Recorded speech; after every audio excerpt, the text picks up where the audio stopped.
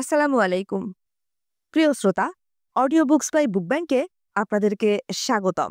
আমরা পড়ছিলাম রবার্ট গ্রিনের লেখা the lodge of human nature বইটি। আজকে পড়ব অধ্যায় ৩।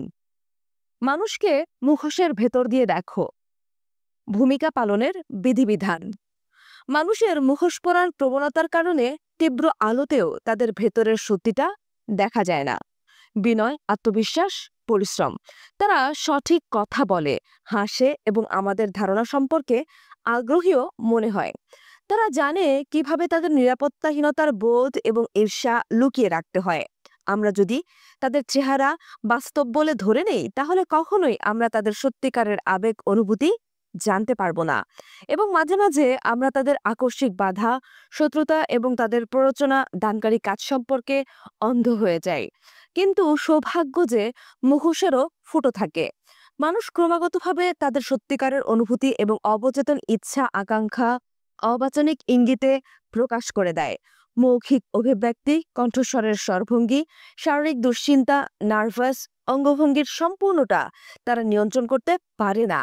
নিজেকে নারী পুরুষের শ্রেষ্ঠ পাঠকারীতে রূপান্তরের মাধ্যমে তোমাকে অবশ্যই এইসব ভাষা বোঝার ব্যাপারে প্রভুত্ব অর্জন করতে হবে। এই জ্ঞান দিয়ে তুমি সঠিক আত্মরক্ষামূলক কৌশল গ্রহণ করতে পারবে। অন্যদিকে যেহেতু চেহারা দেখেই মানুষ তোমাকে বিচার করে, সেহেতু তোমাকে অবশ্যই জানতে হবে কিভাবে সবচেয়ে ভালোভাবে নিজেকে উপস্থাপন করা যায় এবং সর্বোচ্চ প্রভাবের জন্য কিভাবে তুমি ভূমিকা পালন করবে।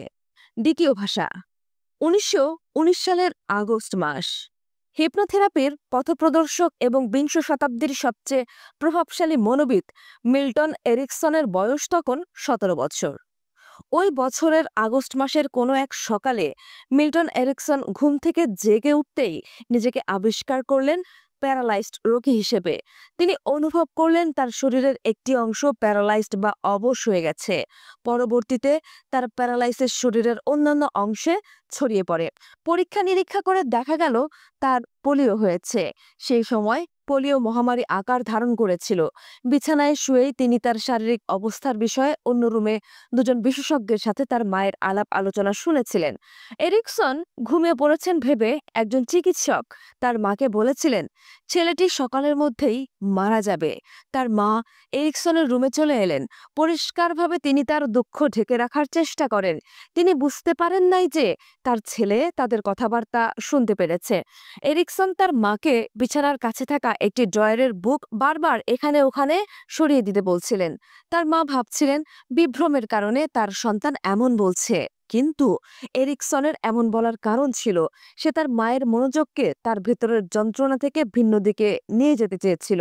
সে তার বুকের ওপর আয়না যাতে সঠিক জায়গায় থাকে সেজন্য তার মাকে বলল, যাতে সে চেতনা হারিয়ে ফেলা শুরু করলে আয়নায় প্রতিবিম্বিত সূর্যাস্তের ওপর মনোযোগ নিবদ্ধ করতে পারে, যাতে যতক্ষণ পারে মনের ভেতর এই ইমেজটাই ধরে রাখতে পারে সূর্য সবসময় প্রত্যাবর্তন করে।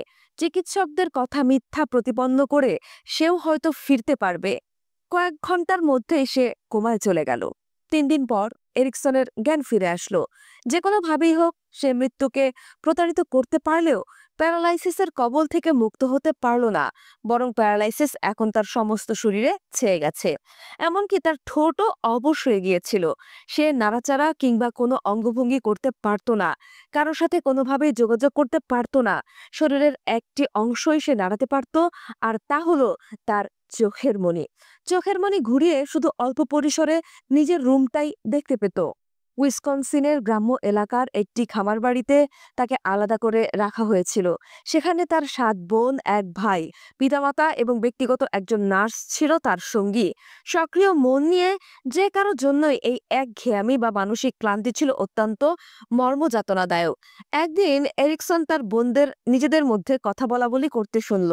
শোনার সাথে সাথে সে এই বিষয়ে সচেতন হয়ে উঠল যে সে আগে কখনো হয়নি। তার বোনদের কথোপকথন প্রাণবন্ত মনে হচ্ছিল তাদের কণ্ঠে যেন প্রাণ ফিরে এসেছে। একজন অন্যদের বলছিল, হ্যাঁ, এটা খুবই ভালো আইডিয়া। কথাগুলো সে এক সুরে বলছিল এবং অন্যরাও মনে হচ্ছিল আত্মতৃপ্তির হাসি দিচ্ছে। আবার অন্য আরেকজন বলে উঠল, আমি মনে করি এটা মোটেই ভালো কোনো আইডিয়া না। যে কোনো কারণেই হোক, একটা হ্যাঁ এর অর্থ অনেক সময় না হয়। এবার সে তাদের কথোপকথনে আরো বেশি মনোযোগ দিল। এটা ছিল মূলত তাকে উদ্দীপ্ত বা জাগিয়ে তোলার খেলা। পরের দিন সে ১৬টি ভিন্ন ভিন্ন রূপের নাকে গণনা করতে সক্ষম হলো, যা সে শুনেছিল। এক পর্যায়ে সে লক্ষ্য করলো তার এক বোন কোনো কিছুতেই হ্যাঁ বলছে, কিন্তু তার মাথাটি না সূচক ঝাঁকিয়ে তা বলছে। এটা ছিল খুবই সূক্ষ্ম, কিন্তু সে সেটা দেখতে পেল। যদি মানুষ হ্যাঁ বলে কিন্তু সত্যিকারের অর্থে না অনুভব করছে, তাহলে সেটা তাদের মুখাবৃকৃতি এবং অঙ্গভঙ্গিতে বেরিয়ে যায়। অন্য একটি উপলক্ষে সে খুব কাছ থেকে দেখল ঘরের কোনায় তার এক বোন আর এক বোনকে একটি আপেল সাজছে, কিন্তু তার মুখের প্রসারণ এবং টান টান ভাব পরিষ্কারভাবে যাচ্ছে আপেলটি না দিয়ে নিজের জন্য রেখে দিতে। এই সংকেত দেখতে বা শুনতে হয় না, কিন্তু এটা এখন তার কাছে পরিষ্কার মনে হতে লাগলো। কথাবার্তায় অংশগ্রহণের সামর্থ্য না থাকায় সে তার মনকে সম্পূর্ণরূপে নিমগ্ন করেছিল অন্য মানুষের হাতের ভঙ্গিমা, তাদের ভ্রু কোঁচকানো, তাদের কণ্ঠের ওঠানামা এবং হঠাৎ তাদের হাতের মুঠো বন্ধ করার বিষয়গুলো গভীর পর্যবেক্ষণের কাজে। উদাহরণস্বরূপ সে খেয়াল করত মাঝে মাঝে তার বোনেরা যখন তার পাশে দাঁড়িয়ে কথা বলতো, তখন তাদের গলার শিরাগুলো কিভাবে স্পন্দিত বা কম্পিত হতো। এটা তাদের ভেতরে থাকা উত্তেজনা বা বিচলতা প্রকাশ করত। তাকে মুগ্ধ করার জন্য তারা যখন কথাবার্তা বলতো, সেই সময় তাদের শ্বাস প্রশ্বাসের ধরনের বিশেষ ছন্দ নির্দেশ করত তাদের একঘেয়ামি বা বিষণ্ণতা, এবং নিশ্চিতভাবেই এই সময় তারা একটা হাই তুলতো। তার বোনদের চুলও মনে হতো তাদের ক্ষেত্রে একটা গুরুত্বপূর্ণ ভূমিকা পালন করে। খুব ইচ্ছাকৃতভাবে কেশগুচ্ছ পেছনের দিকে আঁচড়ানো তাদের অধৈর্য নির্দেশ করত। আমি অনেক শুনেছি, এখন দয়া করে মুখ বন্ধ করো, কিন্তু দ্রুত, বেশি অসচেতন তাড়না নিবিষ্ট মনোযোগের ইঙ্গিত দিতে পারে। বিছানায় বন্দি থেকে থেকে তার শোনার ক্ষমতা দিন দিন নিখুঁত হতে লাগলো। অন্য রুমে কথাবার্তা হলেও সে তা বুঝতে পারত। যেখানে কেউই তাকে খুশি করার জন্য নিজেকে খুশমেজাজে উপস্থাপন করছে না। খুব শিগগিরই সে একটি বিচিত্র ভাবধারা লক্ষ্য করলো। মানুষ আসলে সরাসরি কথাবার্তায় খুব কমই ভাবের আদান প্রদান করে থাকে। অনেক সময় মানুষ ইঙ্গিতে বা অভিব্যক্তির মাধ্যমে অনেক কিছু প্রকাশ করে। সে খেয়াল করলো এক বোন হয়তো কয়েক মিনিট ধরে আশেপাশের গুল্ম বা ঝোপঝাড় পরিষ্কার করেছে। তার বোন আসলে মনে মনে কি চায় তা এই কাজের মধ্যে ইঙ্গিতে অন্যদের জানান দেয়। যেমন সে হয়তো কারো কাছে কাপড় ধার চায়, অথবা কেউ তার সাথে খারাপ ব্যবহার করে থাকলে সে যেন এখন তার কাছে দুঃখ প্রকাশ করে বা ক্ষমা চায়। তার লুকায়িত উদ্দেশ্য বা আকাঙ্ক্ষা পরিষ্কারভাবে তার কণ্ঠের মধ্য দিয়ে প্রকাশ পায়, যা কিছু শব্দকে অতিরিক্ত জোর বা গুরুত্ব দেয়। তার প্রত্যাশা হলো এর মধ্যে দিয়ে অন্যরা তার উদ্দেশ্য উপলব্ধি করুক এবং সে যা আকাঙ্ক্ষা করে অন্যরা তাকে তা অফার করুক। কিন্তু মাঝে মাঝে এই ইঙ্গিত অন্যদের দ্বারা উপলক্ষিত হয় বা তারা অবজ্ঞা করে, এবং তখন তার আকাঙ্ক্ষার কথা মুখে বলতে বাধ্য হয়। তার বোনেরা কি বোঝানোর ইঙ্গিত দিচ্ছে কয়েক সেকেন্ডের মধ্যে তা অনুমান করা এরিকসনের জন্য খুব তাড়াতাড়ি একটা খেলায় পরিণত হলো। বিষয়টা এমন ছিল যেন প্যারালাইসিসের কারণে সে আকস্মিকভাবে মানব যোগাযোগের দ্বিতীয় চ্যানেলের বিষয় সচেতন হয়ে উঠেছে। দ্বিতীয় ভাষা, যার মাধ্যমে মানুষ গভীর অভ্যন্তর থেকে কিছু প্রকাশ করে।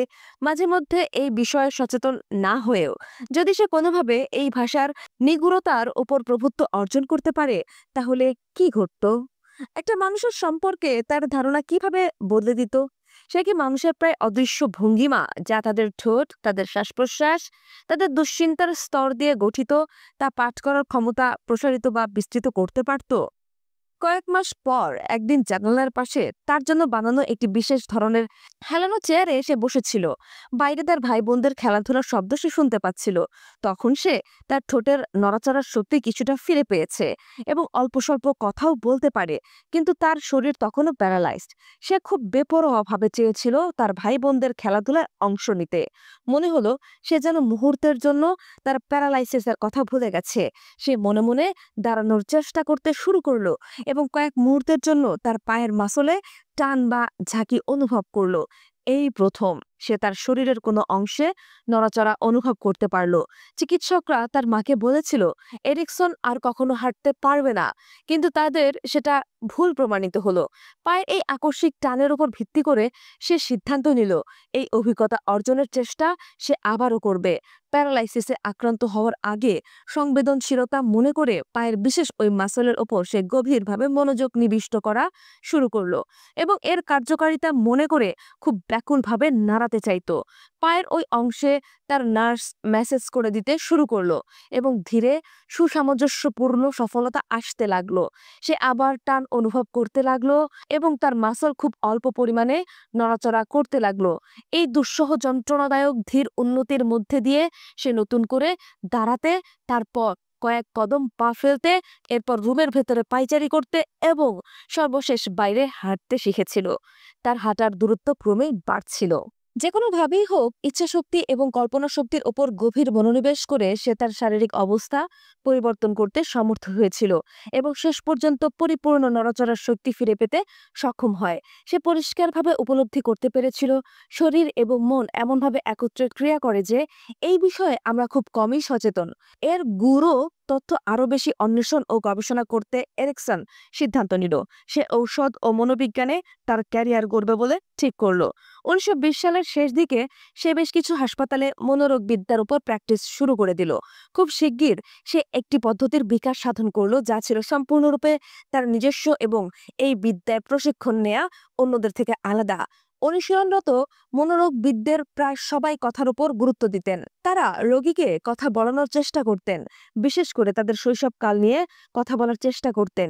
এই পদ্ধতিতে তারা রোগীদের অবচেতন উপলব্ধি ফিরে পাবার আশা করতেন। এর পরিবর্তে এরিকসন রোগীর অবচেতন ও মানসিক জগতে প্রবেশের জন্য তার শারীরিক উপস্থিতির উপর জোর দিতেন। শব্দ বা কথা প্রায় উপরের ঢাকনা হিসেবে ব্যবহৃত হয়। অভ্যন্তরের প্রকৃতপক্ষে কি ঘটছে তা গোপন রাখার একটা পন্থা মাত্র। রোগীকে সম্পূর্ণরূপে স্বস্তিদায়ক অবস্থায় রূপান্তর করে এরিকসন তার সুপ্ত দুশ্চিন্তা এবং অপূরণীয় আকাঙ্ক্ষার লক্ষণ চিহ্নিত করার চেষ্টা করতেন, যা তাদের মুখ, শব্দ এবং অঙ্গভঙ্গির মধ্যে দিয়ে বেরিয়ে আসত। অমৌখিক বা অকথ্য যোগাযোগের সবচেয়ে বড় অন্বেষণ এবং গবেষণা তিনিই করেছিলেন। তার উদ্দেশ্য ও লক্ষ্য ছিল পর্যবেক্ষণ, পর্যবেক্ষণ, পর্যবেক্ষণ।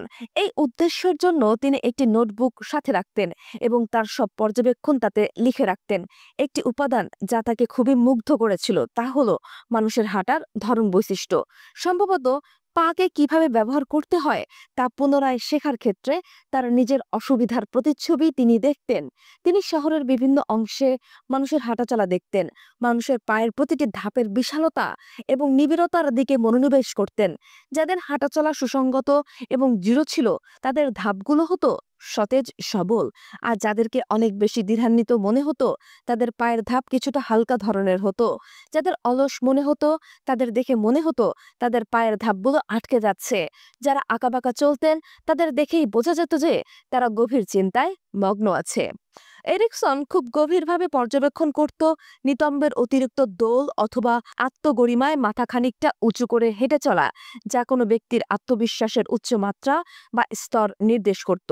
কিছু কিছু হাঁটার ধরন ছিল ব্যক্তির দুর্বলতা ও নিরাপত্তাহীনতা ঢেকে রাখার কৌশল। অতিরিক্ত পুরুষালী ভাবের পা ফেলানো, বিদ্রোহী টিনেজারদের মতো উদাসীনভাবে নেংচিয়ে চলা।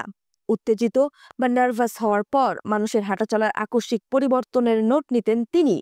এর সবকিছু তাকে মানুষের মেজাজ ও আত্মবিশ্বাসের ব্যাপারে সীমাহীন তথ্য সরবরাহ করত। রোগীদের যাতে তার কাছে হেঁটে আসতে হয় এই জন্য অফিসে তার ডেস্ক স্থাপন করেছিলেন রুমের দূরবর্তী কোণায়। তিনি চিকিৎসা সেশন শুরুর আগে এবং পরে রোগীদের হাঁটার মধ্যে পরিবর্তনগুলো লক্ষ্য করতেন। তাদের বসার ধরন, চেয়ারের হাতল ধরার সময় তাদের হাতের প্রসারণ বা টান, তার সাথে রোগীদের কথাবার্তা বলার ধরন খুঁটিয়ে খুঁটিয়ে দেখতেন এবং কয়েক সেকেন্ড কথা না বলে ভাবের আদান প্রদানের মাধ্যমে তাদের নিরাপত্তাহীনতা এবং অনমনীয়তা গভীরভাবে পাঠ করতেন, যা তাদের শারীরিক ভাষায় ফুটে উঠত। তার চিকিৎসা ক্যারিয়ারের একটা পর্যায়ে মানসিকভাবে বিকারগ্রস্তদের ওয়ার্ডে তিনি কাজ করতেন। একটি ঘটনায় মনোবিদরা একজন বিশেষ রোগীর ক্ষেত্রে কিংকর্তব্য বিমূঢ় হয়ে পড়লেন। একজন সাবেক ব্যবসায়ী যিনি ছিলেন সৌভাগ্যবান। তিনি অর্থকড়ি সহ অনেক কিছু করেছিলেন, কিন্তু পরবর্তীতে বিষাদগ্রস্ততার কারণে সবকিছু হারিয়ে ফেলেন।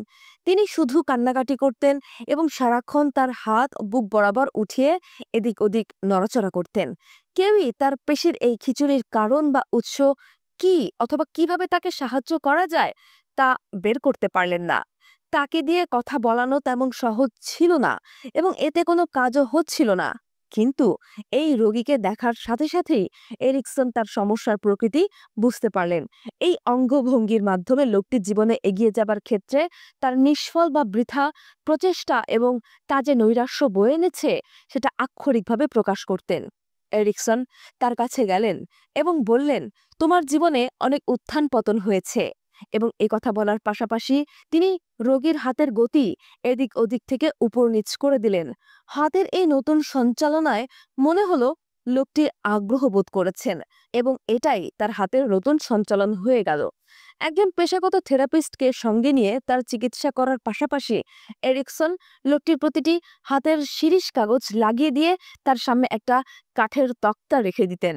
খুব শিগগির লোকটা শিরিষ কাগজ দিয়ে তক্তাটি ঘষার জন্য আগ্রহী হয়ে উঠলেন এবং ঘষা শুরু করে দিলেন। এই কাজে তিনি মুগ্ধ হতে থাকলেন এবং তাকে দেখে মনে হতো তিনি তক্তাটি ঘষে মসৃণ করছেন। একটা পর্যায়ে তিনি কান্না বন্ধ করে দিলেন এবং কাঠের কাজের ক্লাস শুরু করে দিলেন। তিনি দাবার সেট খোদাই করতেন এবং তা বিক্রি করতেন। তার দৈহিক ভাষার ওপর একচেটিয়া গুরুত্ব দিয়ে এবং তার শারীরিক গতি পরিবর্তন করে এরিকসন তার মনের বন্ধ অবস্থা বদলে দিতে সক্ষম হয়েছিলেন। শেষ পর্যন্ত এভাবে তিনি তাকে আরোগ্য লাভ করাতে সক্ষম হলেন। পুরুষ এবং নারীর অবাচনিক যোগাযোগের মাধ্যমে যে পার্থক্য আছে এবং তা কিভাবে তাদের পৃথক চিন্তাধারার প্রতিফলন ঘটায় তা এরিকসনকে খুবই বিমুগ্ধ এবং আকর্ষণ করেছিল। তিনি নারীদের আচরণ বৈশিষ্ট্যের প্রতি বিশেষ ধরনের সংবেদনশীল ছিলেন। এটা সম্ভবত অসুস্থ অবস্থায় কয়েক মাস তার বোনদের খুব কাছাকাছি থেকে তাদের যেভাবে পর্যবেক্ষণ করেছিলেন তারই প্রতিফলন। তিনি তাদের দৈহিক ভাষার প্রতিটি সূত্র তারতম্য ব্যবচ্ছেদ করতে পারতেন। একবার এক সুন্দরী যুবতী নারী তার সঙ্গে দেখা করতে এলেন। তিনি জানালেন তিনি অনেক মনোবিদকে দেখিয়েছেন, কিন্তু কাউকেই তার সঠিক মনে হয়নি। এরিকসন কি সম্ভাব্য সেই সঠিক ব্যক্তি হতে পারবেন?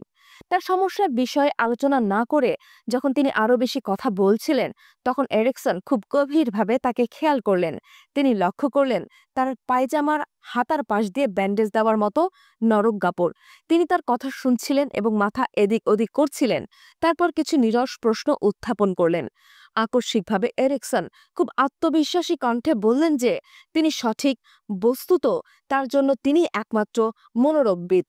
তার আত্মদর্পী কথায় কিছুটা হতচকিত হয়ে যুবতী তাকে জিজ্ঞাসা করলেন কেন তিনি নিজেকে এটা মনে করছেন।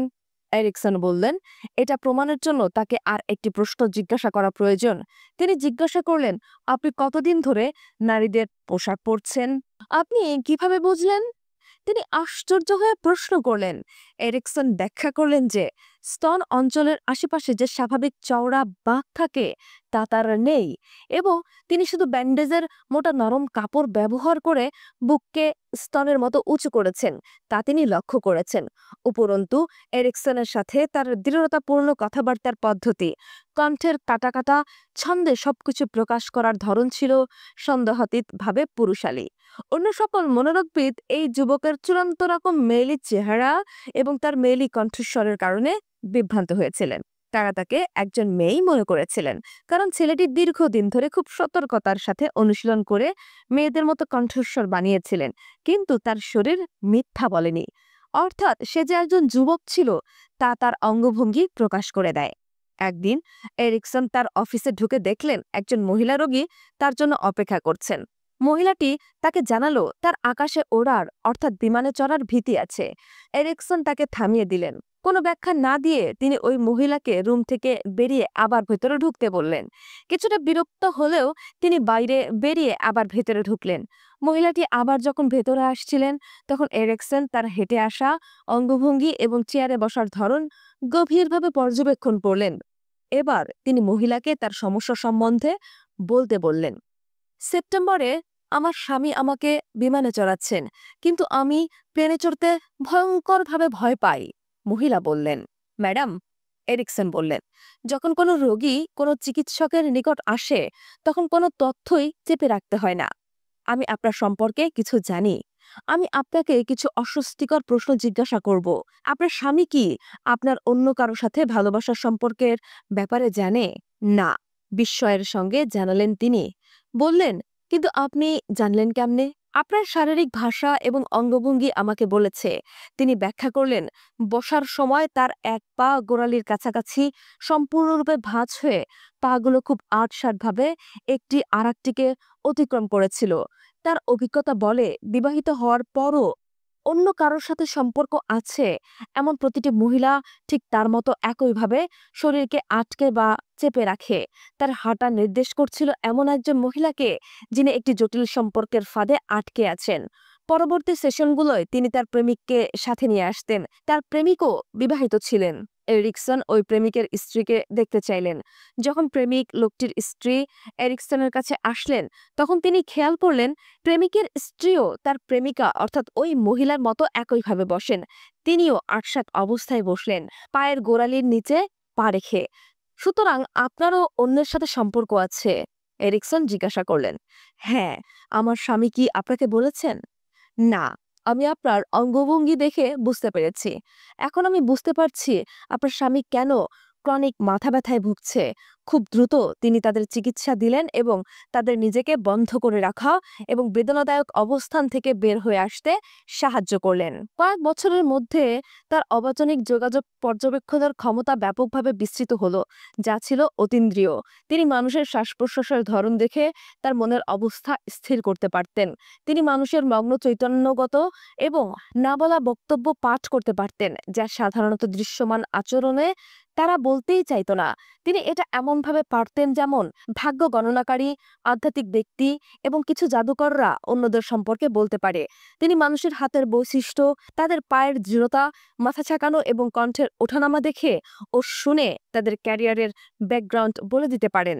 রোগী এবং তার বন্ধুরা মনে করতেন এরিকসনের মধ্যে আধ্যাত্মিক কোনো শক্তি আছে, কিন্তু তারা জানত না এরিকসন কত দীর্ঘ এবং কঠোরভাবে এটা অধ্যয়ন করেছেন, দ্বিতীয় ভাষার ওপর প্রভুত্ব অর্জন করেছেন। ব্যাখ্যা: মিল্টন এরিকসনের জন্য আকস্মিক প্যারালাইজ শুধু যোগাযোগের ভিন্ন ভিন্ন রূপ বা আকারের প্রতিই নয়, বরং মানুষের সাথে সম্পর্কিত হওয়ার সম্পূর্ণ আলাদা উপায়ের প্রতিও তার চক্ষু উন্মোচন করে দেয়। যখন সে তার বোনদের কথা শুনত এবং তাদের মুখাবয়ব এবং কণ্ঠ থেকে নতুন তথ্য লাভ করত, তখন সেটাকে শুধু তার বোধের সাথে গেঁথেই নিত না, অধিকন্তু বোনদের মনের ভেতর কি চলছে তার অভিজ্ঞতাও সে অর্জন করেছে বলে অনুভব করত। তাকে কল্পনা করতে হয়েছিল কেন তার বোনরা হ্যাঁ বলতো, যার প্রকৃত অর্থ ছিল না। এটা করতে গিয়ে তাকে প্রতি মুহূর্তে অনুভব করতে হয়েছিল তাদের কিছু বিপরীত স্বভাবের ইচ্ছা বা আকাঙ্ক্ষার কথা। তাকে তাদের গলদেশের প্রসারণ বা টান দেখতে হয়েছিল এবং তার উপস্থিতিতে কেন তারা হঠাৎ অস্বস্তি অনুভব করত তা বুঝতে তাদের গলদেশের প্রসারণকে নিজের প্রসারণ হিসেবে শারীরিকভাবে অনুভব করতে হয়েছিল। সেই আবিষ্কার করেছিল অবাচনিক বা অমৌখিক যোগাযোগ শুধুমাত্র চিন্তা করা এবং চিন্তা ভাবনাকে শব্দে প্রবর্তিত করার মাধ্যমে অর্জন করা যেতে পারে না, বরং অন্যদের মুখের অভিব্যক্তি অথবা শরীরকে চেপে রাখার কৌশলের সাথে নিজেকে সম্পৃক্ত করে অবশ্যই তা শারীরিকভাবে অনুভব করতে হবে। এটা জ্ঞানের ভিন্ন একটি রূপ, যা আমাদের স্বভাব প্রকৃতির প্রাণীজ বা পশু অংশের সাথে সম্পৃক্ত করে এবং আমাদের প্রতিবিম্বিত স্নায়ুকোষের সাথে বিজড়িত করে। এই ভাষা আয়ত্ত করতে যা দেখেছিলেন তাকে শব্দে রূপায়িত করার অবিরাম প্রয়োজনীয়তা এরিকসনকে নিয়ন্ত্রণ করতে হয়েছিল। তাকে তার অহংবোধকে চেপে ধরতে হয়েছিল এবং বেশি বলার পরিবর্তে নিজের মনোযোগকে বহির্মুখী বা অন্য ব্যক্তির দিকে নিবিষ্ট করতে হয়েছিল। অঙ্গভঙ্গির মাধ্যমে প্রতিফলিত তাদের পরিবর্তনশীল মেজাজ মর্জির সাথে নিজেকে সামঞ্জস্যপূর্ণ করতে হয়েছিল। নিজের দ্বিতীয় ভাষার আবিষ্কারের পরই এই ধরনের মনোযোগ তাকে পরিবর্তন করতে শুরু করলো। মানুষ সর্বদা যেসব লক্ষণ বা বৈশিষ্ট্য প্রকাশ করে সেসবের প্রতি খেয়াল তাকে আরো বেশি জীবন্ত করে তুলেছিল। তাকে উৎকৃষ্ট সামাজিক কর্মের কর্তা বা অভিনেতায় রূপান্তর করে অন্যদের অভ্যন্তরীণ জগতের সাথে সংযোগ স্থাপনে সমর্থ করে তোলে এবং বৃহত্তর সহানুভূতিপূর্ণ সম্পর্কের বিকাশ বা উন্নতি ঘটায়। এই আত্মরূপান্তর প্রক্রিয়ায় এরিকসন যতই অগ্রগতি অর্জন করেছিল ততই খেয়াল করল মানুষ আসলে বিপরীত দিকে চলে, অতিরিক্ত আত্মনিমগ্ন হয়ে এবং কোনো কিছু পর্যবেক্ষণ না করে সময় পার করে। তার কাজ যা এই সত্যকে সমর্থন করে তা থেকে সংক্ষিপ্ত কাহিনী সংগ্রহ করতে সে পছন্দ করে।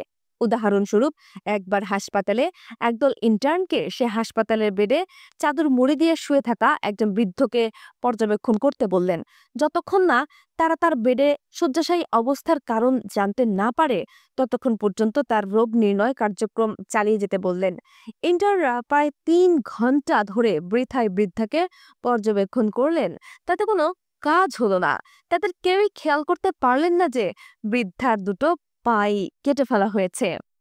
এরিকসন দেখেছিল জীবনের কঠোরতা বা নিষ্ঠুরতা বেশিরভাগ মানুষকে অন্তর্মুখী করে তোলে। তাদের হৃদয় পর্যবেক্ষণের জন্য কোনো জায়গা থাকে না এবং দ্বিতীয় ভাষা মূলত তাদেরকে অতিক্রম করে যায়। বোঝো বা অনুধাবন করো, আমরা এই গ্রহের সর্বশ্রেষ্ঠ সামাজিক প্রাণী। একে অপরের সাথে যোগাযোগ সামর্থ্যের উপর নির্ভর করে আমাদের বেঁচে থাকা ও সফলতা। এটা অনুমান করা হয় যে মানুষের সার্বিক যোগাযোগের ৬৫% হল অমৌখিক বা অবাচনিক, কিন্তু মানুষ মাত্র এর ৫% তথ্য লাভ করতে পারে এবং নিজ স্বভাব প্রকৃতির অংশ করে নিতে পারে। এর পরিবর্তে আমাদের মনোযোগের প্রায় সর্বাংশ মানুষ কি বলে তার প্রতি নিমগ্ন থাকে এবং এই কথাগুলোর বেশিরভাগই প্রকৃতার্থে তারা কি চিন্তা ও অনুভব করে তা গোপন করে রাখে। অবাচনিক আচরণের ইঙ্গিত আমাদেরকে বলে মানুষ আসলে তাদের কথা বা শব্দ এবং বার্তার অন্তর্নিহিত অর্থ দ্বারা কিসের ওপর জোর দিতে চায়, এবং এই ইঙ্গিতগুলো আমাদের আরও বলে তারা সক্রিয়ভাবে কি গোপন করছে, অর্থাৎ তাদের প্রকৃত ইচ্ছা বা প্রত্যাশা গোপন করার বিষয়টি বুঝতে এই ইঙ্গিতগুলো আমাদের সাহায্য করবে। তারা মানুষের আবেগ এবং মেজাজ মর্জি অনুযায়ী নিজেদের প্রতিফলন ঘটায়। এই তথ্য মিস করার অর্থ হলো অন্ধভাবে পরিচালিত হওয়া, ভুল বোঝাবুঝিকে আমন্ত্রণ জানানো, মানুষ সত্যিকার অর্থে কি চায় অথবা কি প্রয়োজন তা লক্ষ্য না করেও তাদেরকে প্রভাবিত করার অপরিসীম সুযোগকে হাতছাড়া করা। তোমার কাজ খুবই সাধারণ। প্রথমত, তোমাকে অবশ্যই তোমার আত্মমগ্নতার অবস্থা এবং প্রকৃতার্থে কত কম তুমি পর্যবেক্ষণ করো তার স্বীকৃতি দিতে হবে। এই উপলব্ধি শক্তির মাধ্যমে তুমি তোমার পর্যবেক্ষণ দক্ষতা উন্নতির জন্য অনুপ্রাণিত হবে। দ্বিতীয়ত, তোমাকে অবশ্যই বুঝতে হবে, যেমনটি এরিকসন বুঝেছিল, যোগাযোগের এই পন্থার ভিন্ন ভিন্ন প্রকৃতি। এর জন্য প্রয়োজন তোমার বোধের উন্মোচন এবং তা মানুষের দৈহিক ভাবভঙ্গির সাথে সম্পর্কিত করা। তাদেরকে বুঝতে তাদের কথার চেয়ে দৈহিক শক্তিকে বেশি শোষণ করতে হবে। তুমি শুধুমাত্র তাদের মৌখিক ভাবভঙ্গি পর্যবেক্ষণই করবে না, বরং এটাকে নিজের ভেতর গেঁথে নেবে, যাতে তা তোমার মধ্যে অবস্থান করে এবং যোগাযোগ করে। এই ভাষার ওপর তোমার দখল যত বেশি হবে, ততই তুমি নিজেকে অপরের সম্ভাব্য আবেগের সাথে সম্পৃক্ত করতে সমর্থ হবে। তোমার সংবেদনশীলতা যত বাড়বে, তত তুমি খেয়াল করতে পারবে কতটা বেশি পরিমাণে মনোযোগ দিতে ব্যর্থ হয়েছ। একইভাবে গুরুত্বপূর্ণ হলো, এটা তোমার সামাজিক দক্ষতা বাড়িয়ে দেবে এবং ক্রমবর্ধমান সামাজিক শক্তির সাহায্যে তুমি মানুষের সাথে সম্পৃক্ত হওয়ার নতুন ও গভীর পন্থা আবিষ্কার করতে পারবে। মানব প্রকৃতির প্রধান প্রধান দিক। আমরা মানব প্রজাতি অতিমাত্রায় দক্ষ ক্রিয়াকর্তা বা অভিনেতা। আমরা খুব ছোটবেলায় শিখে ফেলি পিতামাতার কাছে আমরা কি চাই এবং তা কিভাবে পেতে হবে। আমাদের বিশেষ ধরনের তাকানোর ভঙ্গি তাদের ভেতর থেকে স্নেহ, মমতা ও সমবেদনা টেনে বের করে আনে। অরক্ষিত মুহূর্তে নিজেদের রক্ষা করতে আমাদের চিন্তা এবং অনুভূতি পিতামাতা অথবা ভাই বোনদের কাছ থেকে কিভাবে গোপন করতে হয় তাও আমরা শিখে যাই। অভিজাত ব্যক্তি অথবা শিক্ষকদের মন জয় করতে কিভাবে তাদের তোষামত করতে হয় তাও আমরা দক্ষতার সাথে অর্জন করি। এই ধরনের পোশাক পরে একই ভাষায় কথা বলে কিভাবে দল বা গোষ্ঠীর মধ্যে নিজেকে খাপ খাওয়াতে হয় সেটাও আমরা শিখে যাই। আমরা বেড়ে উঠি এবং ক্যারিয়ার গড়তে মরিয়া হয়ে পড়ি, যাতে ভালো কোনো চাকরি বা কাজ পাই এবং দলীয় বা গোষ্ঠী সংস্কৃতির সাথে নিজেকে মানিয়ে নিতে পারি। একজন ভালো নির্বাহী অথবা প্রফেসর হলে আমাদেরকে অবশ্যই সুদক্ষ ক্রিয়াকর্তা হতে হবে। যে ব্যক্তি কখনোই এই অভিনয় দক্ষতার বিকাশ করতে পারে না, তার কথা চিন্তা করো। তোমার কথা বা তোমাকে যদি তার পছন্দ না হয়, তবে সেই সাথে সাথে মুখ ভেঙচি দেবে। সে তার মনের ভেতরের অবস্থা লুকাতে পারে না, মনে যা আসে তা মুখাবয়বে প্রকাশ পায়। যার সাথেই কথা বলুক, সে যদি তার বসও হয়, তবুও তার এই ধরনের আচরণ বা প্রকাশভঙ্গি বেরিয়ে আসে। এই কারণে সবাই তাকে পরিহার করে চলে, তাকে ব্যঙ্গ বিদ্রুপ এবং তুচ্ছ-তাচ্ছিল্য করে। আমরা ভালো অভিনেতা বা ক্রীড়াকর্তা হলেও এগুলো যে প্রতিনিয়ত ঘটছে সেই সম্পর্কে সজাগ নই।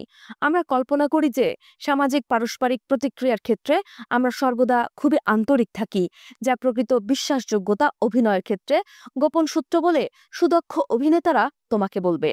আমরা এই দক্ষতাকে সত্য বা অবধারিত বলে মনে করি, কিন্তু কার্যক্ষেত্রে এটাকে দেখতে হলে তোমার নিজের দিকে তাকাও। কিভাবে তুমি পরিবারের অন্যান্য সদস্য, কর্মক্ষেত্রে বস ও সহকর্মীদের সাথে পারস্পরিক ক্রিয়া প্রতিক্রিয়া করো। তুমি দেখবে প্রতিটি ব্যক্তি বা অবস্থার সাথে নিজেকে খাপ খাওয়ানোর ক্ষেত্রে তোমার নিজের কথা, কণ্ঠ, আচার ব্যবহার, তোমার সম্পূর্ণ অঙ্গভঙ্গির মধ্যে সূত্র একটা পরিবর্তন চলে এসেছে। যেসব মানুষকে তুমি ইমপ্রেস করার চেষ্টা করছো, তাদের সাথে আগে যেমন আচার ব্যবহার করেছো, তার তুলনায় বর্তমানে তার মধ্যে পরিবর্তন দেখতে পারবে। এমনকি কোনো রকম চিন্তা বা পরিকল্পনা ছাড়াই তুমি এটা করতে থাকবে। শতাব্দীর পর শতাব্দী ধরে বিভিন্ন ধরনের লেখক এবং দার্শনিক বাইরের পরিপ্রেক্ষিত থেকে মানুষকে পর্যবেক্ষণ করে আসছে। তারা মানুষের সামাজিক জীবনে নাটকে বৈশিষ্ট্যগুলোই দেখছেন এবং এই বিষয়ে সবচেয়ে বেশি বিখ্যাত উক্তি করেছেন জনপ্রিয় ইংরেজ লেখক শেক্সপিয়র। পুরো পৃথিবী হলো একটি মঞ্চ এবং সকল নারী পুরুষ হলো নিছক অভিনেতা মাত্র। তাদের প্রবেশ এবং প্রস্থান দ্বার আছে এবং একজন মানুষ তার জীবনকালে নানা পর্বে অভিনয় করে। যদিও নাট্যশালা এবং অভিনেতারা ঐতিহ্যগতভাবে মুখোশের ভাবমূর্তির প্রতিনিধিত্ব করেন, কিন্তু শেক্সপিয়রের ইঙ্গিত হলো আমরা সবাই অবিরত মুখোশ পরে আছি। কিছু মানুষ অন্যদের তুলনায় ভালো অভিনেতা, ভিলেন শ্রেণী যেমন ওথেলো নাটকের ইয়াগো চরিত্র তার বন্ধুত্ব এবং মহৎ হাসির আড়ালে শত্রুভাবাপন্ন উদ্দেশ্য লুকিয়ে রাখতে সক্ষম। অন্যরা আরও বেশি আত্মবিশ্বাস এবং সাহসের সঙ্গে কর্ম বা অভিনয় করতে সক্ষম। তারাই বেশিরভাগ ক্ষেত্রে নেতৃত্বের আসনে সমাসীন হয়। যে সকল মানুষের নিখুঁত অভিনয় দক্ষতা থাকে, তারাই আমাদের জটিল সামাজিক পরিবেশকে পরিচালনা করতে পারে এবং এগিয়ে যায়। যদিও আমরা সবাই পারদর্শী অভিনেতা, তবুও একই সময়ে আমরা আমাদের ওপর চাপিয়ে দেওয়া একটা বোঝা হিসেবে গোপনে কিছু করা এবং অভিনয়ের এই প্রয়োজনীয়তার অভিজ্ঞতা অর্জন করি। পৃথিবীতে আমরা সবচেয়ে সফল সামাজিক প্রাণী। হাজার হাজার বছর ধরে আমাদের শিকারী তথ্য সংগ্রহকারী পূর্বসূরীরা একে অপরের সাথে অমৌখিক বা অবাচনিক যোগাযোগের সূত্রের ওপর ভিত্তি করে বেঁচে থাকত। ভাষা আবিষ্কারের পূর্বে বহু বছর ধরে মানুষের মুখাবয়বের অভিব্যক্তি এবং অঙ্গভঙ্গির বিস্তৃতির প্রভূত বিকাশ সাধিত হয়। এটা আমাদের গভীর অভ্যন্তরে প্রতিপালিত বা উৎপাদিত হয়েছে। আমাদের অবিরাম উদ্দেশ্য হলো আবেগের সাথে যোগাযোগ স্থাপন করা এবং একই সময়ে সমাজকে সঠিকভাবে কার্যকর রাখার জন্য তা গোপন করা। নিজের অভ্যন্তরে এই প্রতিপক্ষকে মোকাবেলা করার জন্য আমরা যে আবেগের সাথে যোগাযোগ করি, তাকে সবসময় সম্পূর্ণ নিয়ন্ত্রণ করতে পারি না। ভাবভঙ্গি, কণ্ঠের স্বর, মৌখিক অভিব্যক্তি এবং অঙ্গভঙ্গির মাধ্যমে আমাদের প্রকৃত আবেগ অনুভূতি সর্বদা প্রকাশ হয়ে পড়ে। যাই হোক, মানুষের অবাচনিক আচরণের ইঙ্গিতের প্রতি মনোযোগ দেওয়ার ক্ষেত্রে আমরা প্রশিক্ষিত নই।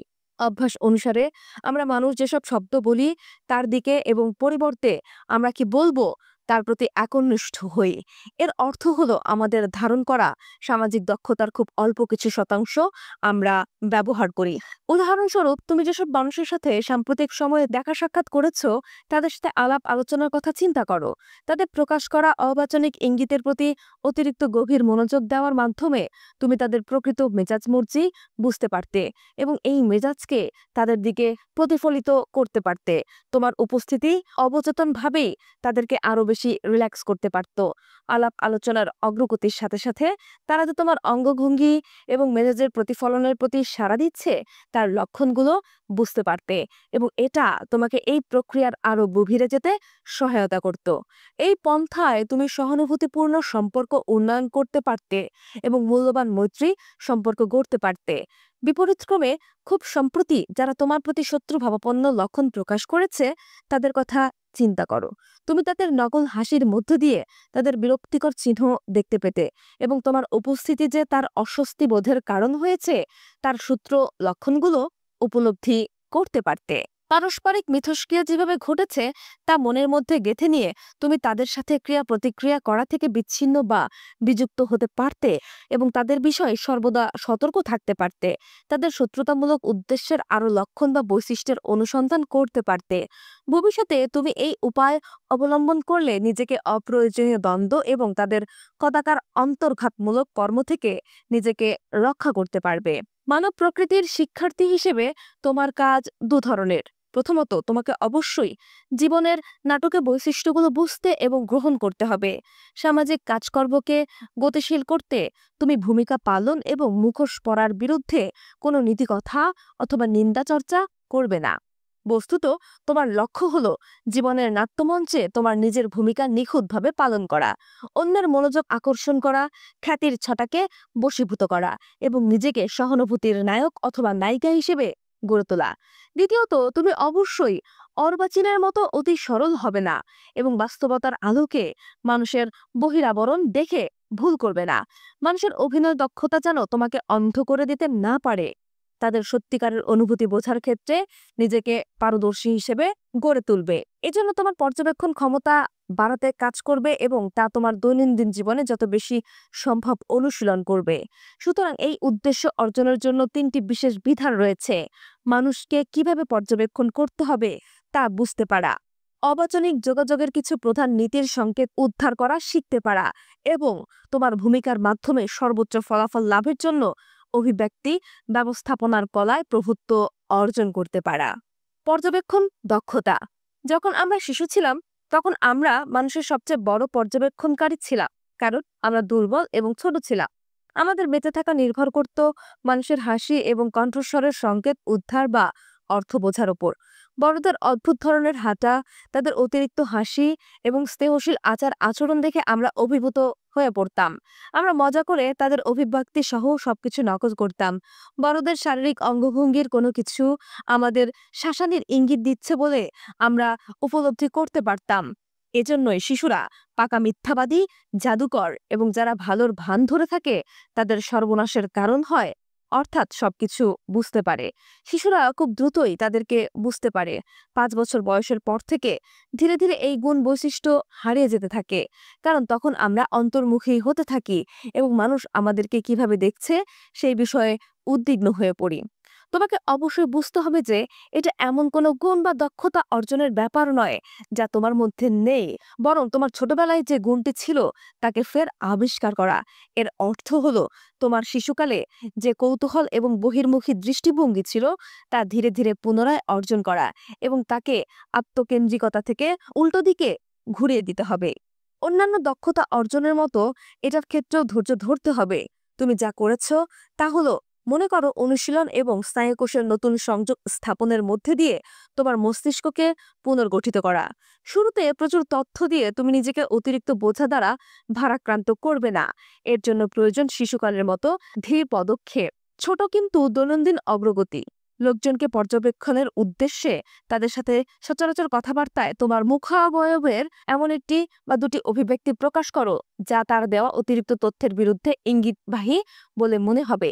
তার অতি ক্ষুদ্র অভিব্যক্তি, চেহারায় দুশ্চিন্তার ছাপের দ্রুত ঝলক, জোর করে হাসা সম্পর্কেও গভীর মনোযোগী হও। একজন ব্যক্তির সাথে সাধারণত এই অনুশীলনে যখন তুমি সফল হবে তখন তুমি অন্যদের ক্ষেত্রেও এটা প্রয়োগের চেষ্টা করবে। তবে সবসময় চেহারার উপর মনোযোগ কেন্দ্রীভূত করবে। একবার কারো চেহারার ইঙ্গিত লক্ষ্য করা সহজ হয়ে গেলে তখন কণ্ঠস্বরের উপর নজর দেবে। একজন ব্যক্তির কণ্ঠস্বরও একইভাবে পর্যবেক্ষণ করবে এবং খেয়াল করবে কথা বলার সময় তার কণ্ঠস্বরের কোনো পরিবর্তন হচ্ছে কিনা। একজন মানুষের আত্মবিশ্বাস এবং আত্মতৃপ্তি কতটুকু তা তার কণ্ঠস্বরই বলে দেয়।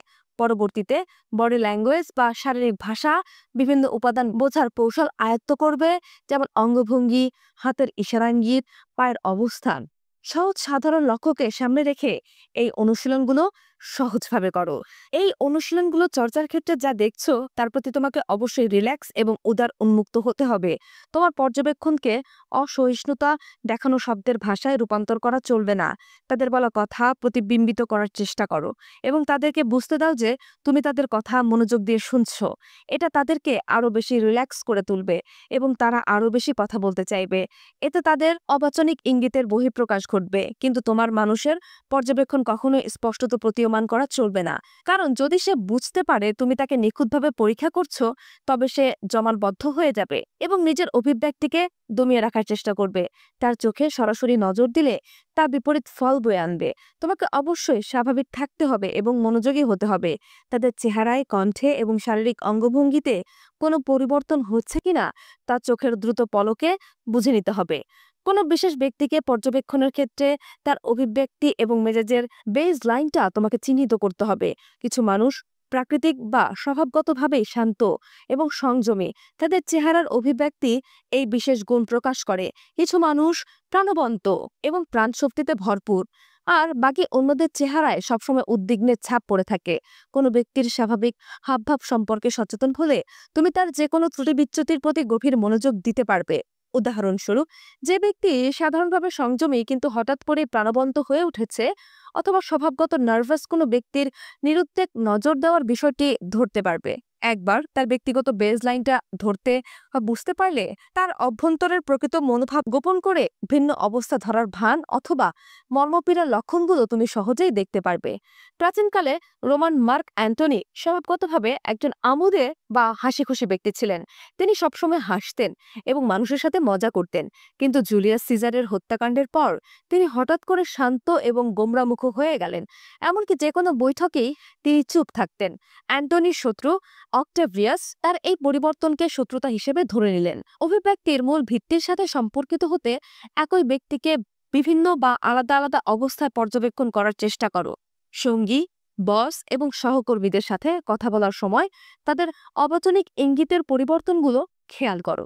আরেকটি অনুশীলনের জন্য, যে ব্যক্তি উত্তেজনামূলক কোনো কিছু করার দ্বারপ্রান্তে চলে গেছে তাকে পর্যবেক্ষণ করো। কোনো মনোরম স্থানে ভ্রমণ, ভালোবাসার মানুষের সাথে ডেট করতে যাবার প্রস্তুতি অথবা বহু কাঙ্ক্ষিত কোনো ঘটনায় তার অবস্থা।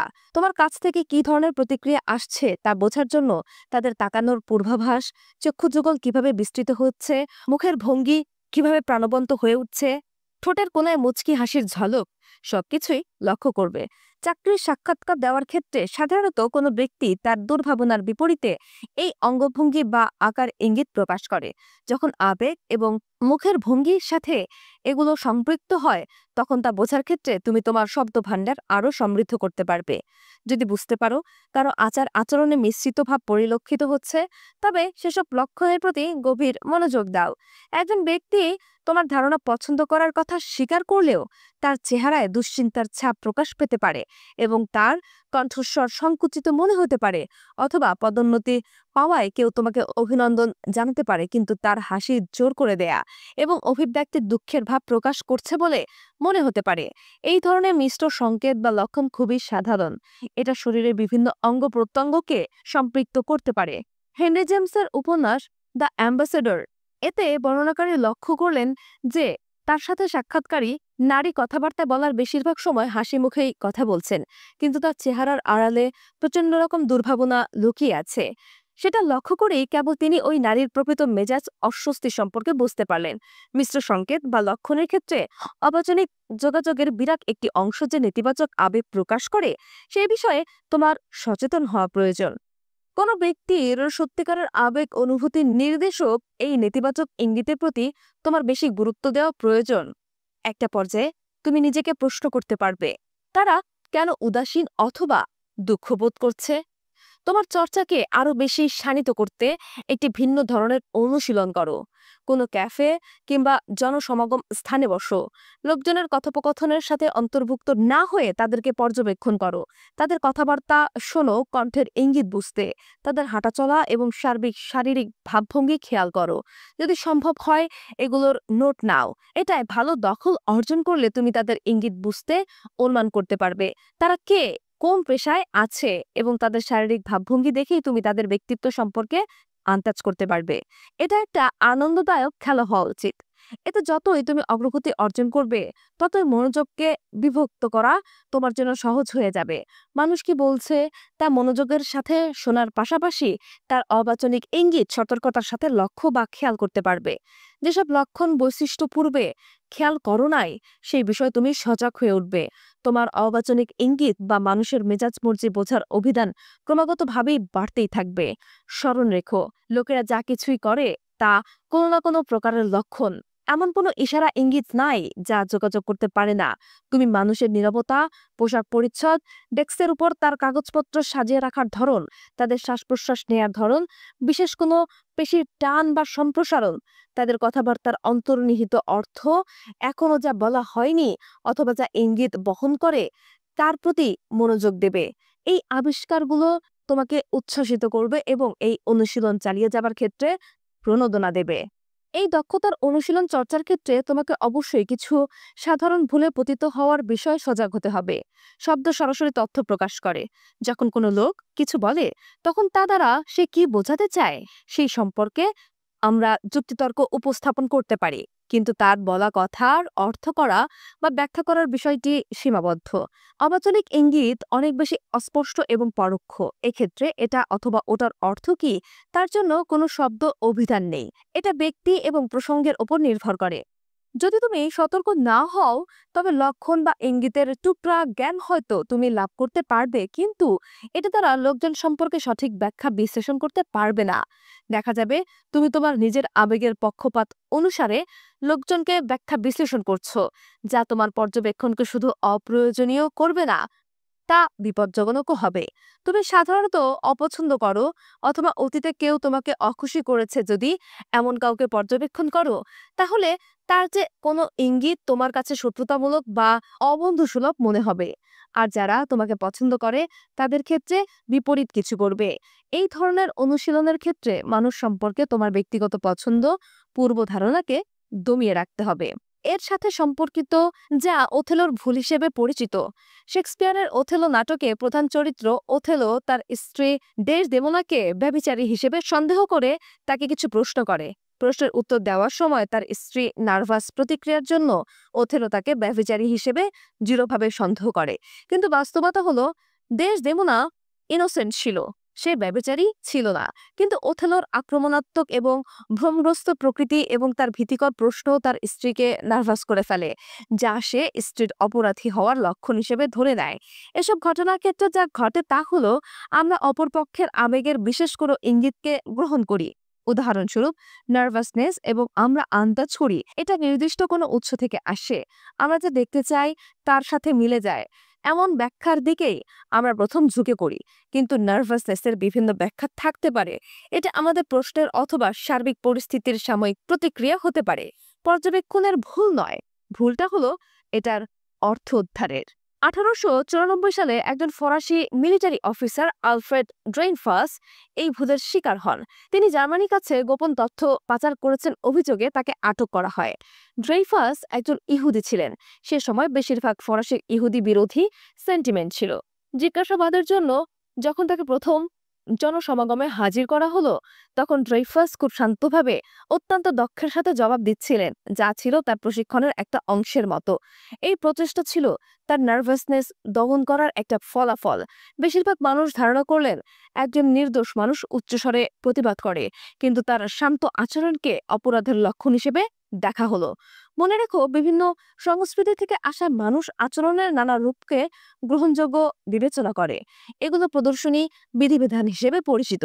কিছু সংস্কৃতিতে মানুষকে কম হাসতে অথবা বেশি স্পর্শ করতে শেখানো হয়, অথবা তাদের ভাষা কণ্ঠস্বরের উপর অতিরিক্ত জোর দেয়া হয়।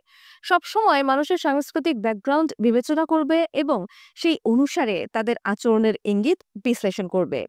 তোমার অনুশীলনের অংশ হিসেবে তোমার নিজেকেও পর্যবেক্ষণ করার চেষ্টা করো।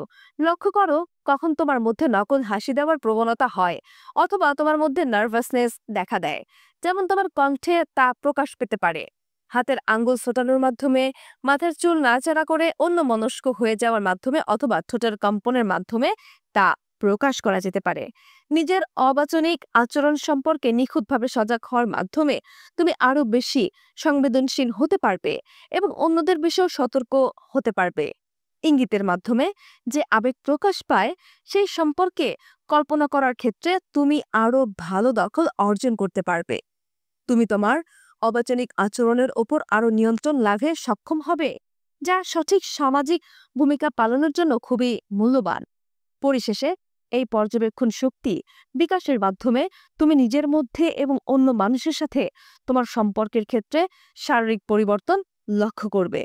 তুমি মানুষের সর্বদা পরিবর্তনশীল মেজাজের বিষয়ে সংবেদনশীল হয়ে উঠবে এবং এমনকি তারা কেমন অনুভব করছে সেই সম্পর্কে আগেই বুঝতে পারবে।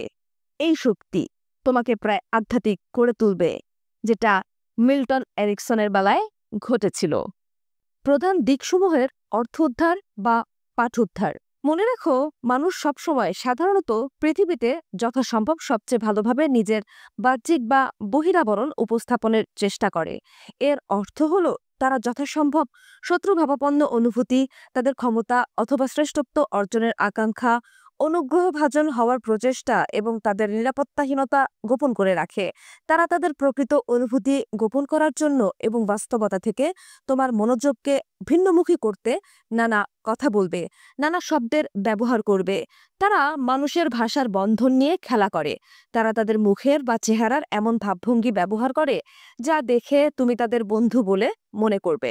তোমার কাজ হলো তাদের অতীত দেখা, অর্থাৎ তারা আগে তোমার মনোযোগকে বিভ্রান্ত করেছে কিনা তা দেখা এবং সেসব লক্ষণের বিষয়ে সজাগ হওয়া। এই লক্ষণগুলো অটোমেটিক্যালি তাদের ভেতর থেকে প্রকাশ হয়ে পড়ে। এটা তাদের মুখোশের আড়ালে লুকিয়ে থাকা সত্যিকারের আবেগ উন্মোচন করে দেয়। সবচেয়ে গুরুত্বপূর্ণ 3 ধরনের ইঙ্গিত বা লক্ষণ পর্যবেক্ষণ ও চিহ্নিত করতে হবে।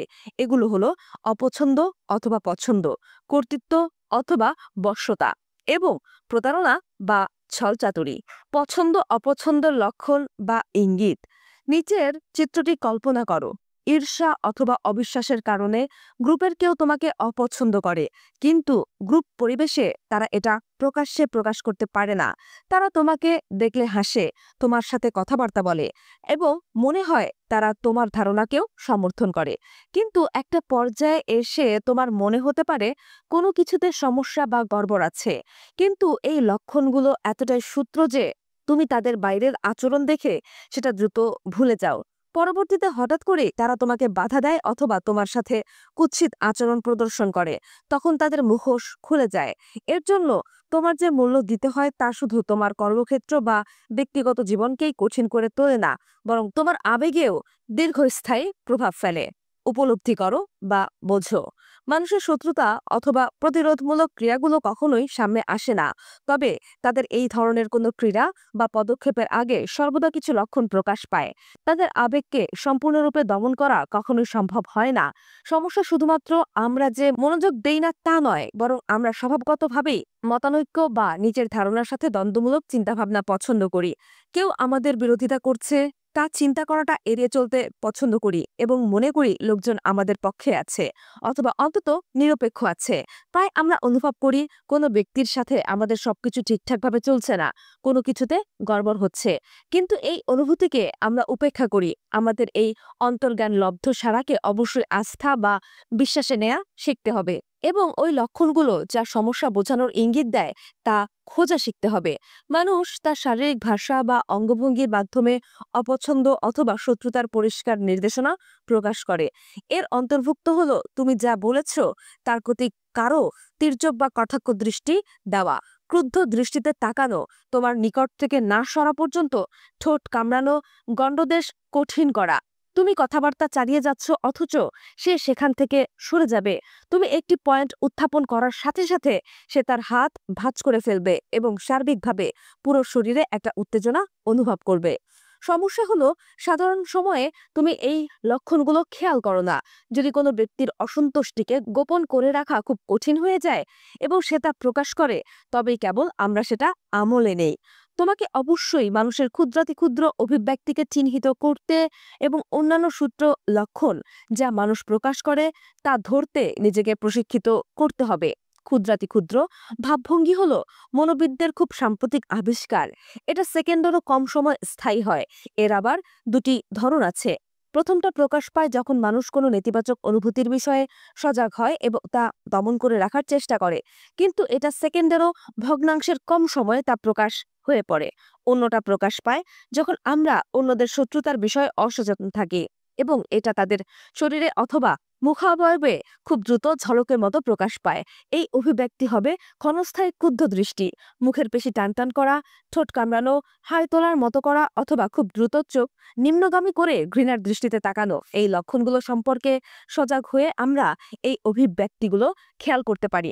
কিভাবে তা প্রায় ঘটে তা দেখে তুমি বিস্মিত হবে, কারণ মুখের পেশিকে সম্পূর্ণরূপে নিয়ন্ত্রণ করা এবং এই লক্ষণগুলোকে চেপে রাখা প্রায় অসম্ভব। তোমাকে অবশ্যই নিরুদ্বেগ এবং মনোযোগী হতে হবে এবং এই লক্ষণগুলো ঠিক খোঁজা নয়, বরং চোখের কোণায় ধরতে হবে। একবার তুমি এই অভিব্যক্তিগুলো লক্ষ্য করা শুরু করতে পারলে তা ধরা তোমার জন্য সহজ হয়ে যাবে। সমানভাবে বাকপটুতাও একই ধরনের লক্ষণ, যা খুবই সূক্ষ্ম কিন্তু কয়েক সেকেন্ড স্থায়ী হয়। এটা দুর্ভাবনা এবং শীতলতা প্রকাশ করে। উদাহরণস্বরূপ, তোমার সম্পর্কে মনে মনে নেতিবাচক চিন্তাভাবনা পোষণ করে এমন লোকের সাথে যখন তুমি প্রথম সাক্ষাৎ করবে, তখন পরিষ্কারভাবে তোমার অ্যাপ্রোচে অসন্তোষের লক্ষণ ফুটে উঠবে। সামনাসামনি হওয়ার পর অমায়িক ব্যবহারের মুখোশে তারা নিজেদের ঠিক না করে নেওয়া পর্যন্ত তোমার ভেতর এই অসন্তোষ বা অস্বস্তি চলতে থাকবে। তোমাকে দেখে তারা খুশি হয় না এবং তাদের এই অবস্থা 1 বা 2 সেকেন্ড থাকে, অথবা যেই তুমি জোরালোভাবে কোনো অভিমত প্রকাশ করা শুরু করলে তখনই তাদের চোখের কোণায় ঘূর্ণন শুরু হয়ে যায়, কিন্তু মুহূর্তেই তারা মুচকি হাসির আড়ালে সেটাকে ঢেকে ফেলে। কথাবার্তার মাঝখানে হঠাৎ নিশ্চুপ হয়ে যাওয়া অনেক কিছু বোঝায়। তোমার বেলা কোনো বক্তব্য তাদের ঈর্ষা অথবা অপছন্দ উস্কে দিতে পারে। এর কারণে তারা হঠাৎ চুপ হয়ে যেতে পারে। তারা ভেতরে ভেতরে জ্বলেও হাসির আড়ালে এটাকে ঢেকে ফেলার চেষ্টা করতে পারে। কিছু বলার না থাকলেও তুমি তাদের বিরক্তির লক্ষণগুলো চিহ্নিত করতে পারবে।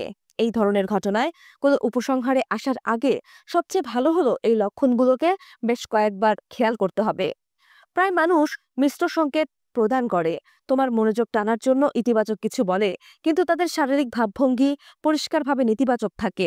এটা তাদের সবসময় খুশি থাকার দুর্ভাবনা থেকে মুক্ত থাকার অনুভূতি দেয়। তারা মনে মনে বাজি ধরে তুমি অবশ্যই তাদের কথাকে গুরুত্ব দেবে, মুখ বিকৃতি বা একপেশে হাসিকে নয়। অর্থাৎ তারা টিপ্পণীমূলক হাসি দিলেও হয়তো তুমি সেটাকে গুরুত্ব দেবে না, বরং তার কথাবার্তাকেই গুরুত্ব দেবে। বিপরীত রূপরেখার দিকে মনোযোগ দাও। কেউ তোমাকে উদ্দেশ্য করে তীব্র ব্যঙ্গপূর্ণ কিছু বলল, কিন্তু সেটা বলল হাসি মুখে এবং কৌতুকের স্বরে, যেন সে তোমার সাথে ভালো কৌতুক করছে। এটা তোমার মনে কোনো দাগ না ফেলাটা হবে খুবই রূঢ়। বস্তুত যদি এটা কয়েকবার ঘটে অথবা বারংবার এভাবে বলতে থাকে, তবে বক্তার শারীরিক ভাবভঙ্গির চেয়ে তোমাকে তার কথার প্রতি মনোযোগ নিবদ্ধ করা উচিত। এটা হলো তাদের শত্রুতা প্রকাশের চেপে রাখা কৌশল। কোনো মানুষ যখন তোমার প্রশংসা বা তোষামত করে, তখন তাদের চোখের দিকে খেয়াল করো। যদি চোখে আলোর ঝলকানি দেখতে না পাও, তবে ধরে নেবে সে তোমার প্রতি ঈর্ষান্বিত। স্যান্ডহালের লেখা উপন্যাস দ্য চার্টার্ড হাউস অফ পারমাতে কাউন্ট মোস্কা একটি বেনামে চিঠি পান। এতে এমন কিছু লেখা ছিল যা তার প্রণয়িনীর সম্পর্কে ঈর্ষান্বিত অনুভূতির জন্ম দেয়। কাউন্ট তার স্ত্রীকে বেপরোয়াভাবে ভালোবাসতেন। এই চিঠিটি কে লিখতে পারে এমন চিন্তা করতে করতে কাউন্ট স্মরণ করল ওই দিন সকালে পারমার প্রিন্সের সাথে তার আলাপ আলোচনা হচ্ছিল। প্রিন্স বলেছিল ক্ষমতার সন্তুষ্টি কিভাবে ভালোবাসার সন্তুষ্টির কাছে ম্লান হয়ে যায়। তখন প্রিন্স এসব বলছিলেন, তখন কাউন্ট তার দ্ব্যর্থবোধক হাসির পাশাপাশি চোখের মধ্যে একটি অশুভ জলজলে ভাব দেখতে পেলেন। সাধারণভাবে প্রিন্সের বলা শব্দগুলো ভালোবাসা সম্পর্কে ছিল, কিন্তু তার দৃষ্টির লক্ষ্য ছিল কাউন্ট। এসব স্মরণ করে কাউন্ট সঠিকভাবে অনুমান করলেন যে প্রিন্সই চিঠিটি দিয়েছে। তিনি সম্পূর্ণরূপে তার বিদ্বেষপূর্ণ উল্লাস নিয়ন্ত্রণ করতে পারেননি এবং চিঠিতে তা প্রকাশ পেয়েছে। মিশ্রিত সিগন্যালের এটা হলো একটা মাত্রা। সাধারণ কোনো বিষয়ে মানুষ সাধারণত তুলনামূলকভাবে জোর দিয়ে কথা বলে, কিন্তু এর সাথে সূক্ষ্ম একটি দৃষ্টিও তোমার দিকে দেবে। সক্রিয় বিরোধিতা পাঠোদ্ধারের একটি চমৎকার মানদণ্ড হলো তোমার প্রতি মানুষের অঙ্গভঙ্গির সাথে অন্যদের প্রতি তাদের অঙ্গভঙ্গির তুলনা করা। তুমি শনাক্ত করবে বা দেখবে যে তারা অন্যের প্রতি লক্ষণীয়ভাবে বন্ধুবৎসল এবং অনেক উষ্ণ, কিন্তু তোমার প্রতি আচরণের ক্ষেত্রে তারা সবসময় ভদ্রতার মুখোশ পরে। কথাবার্তা বলার সময় তাদের চোখের অধৈর্য এবং বিরক্তির ছাপ প্রকাশ পায়। বিশেষ করে তুমি যখন কথা বলবে, তুমি আরও মনে রাখবে মানুষ কখনো তার সত্যিকারের অনুভূতি চেপে রাখতে পারে না।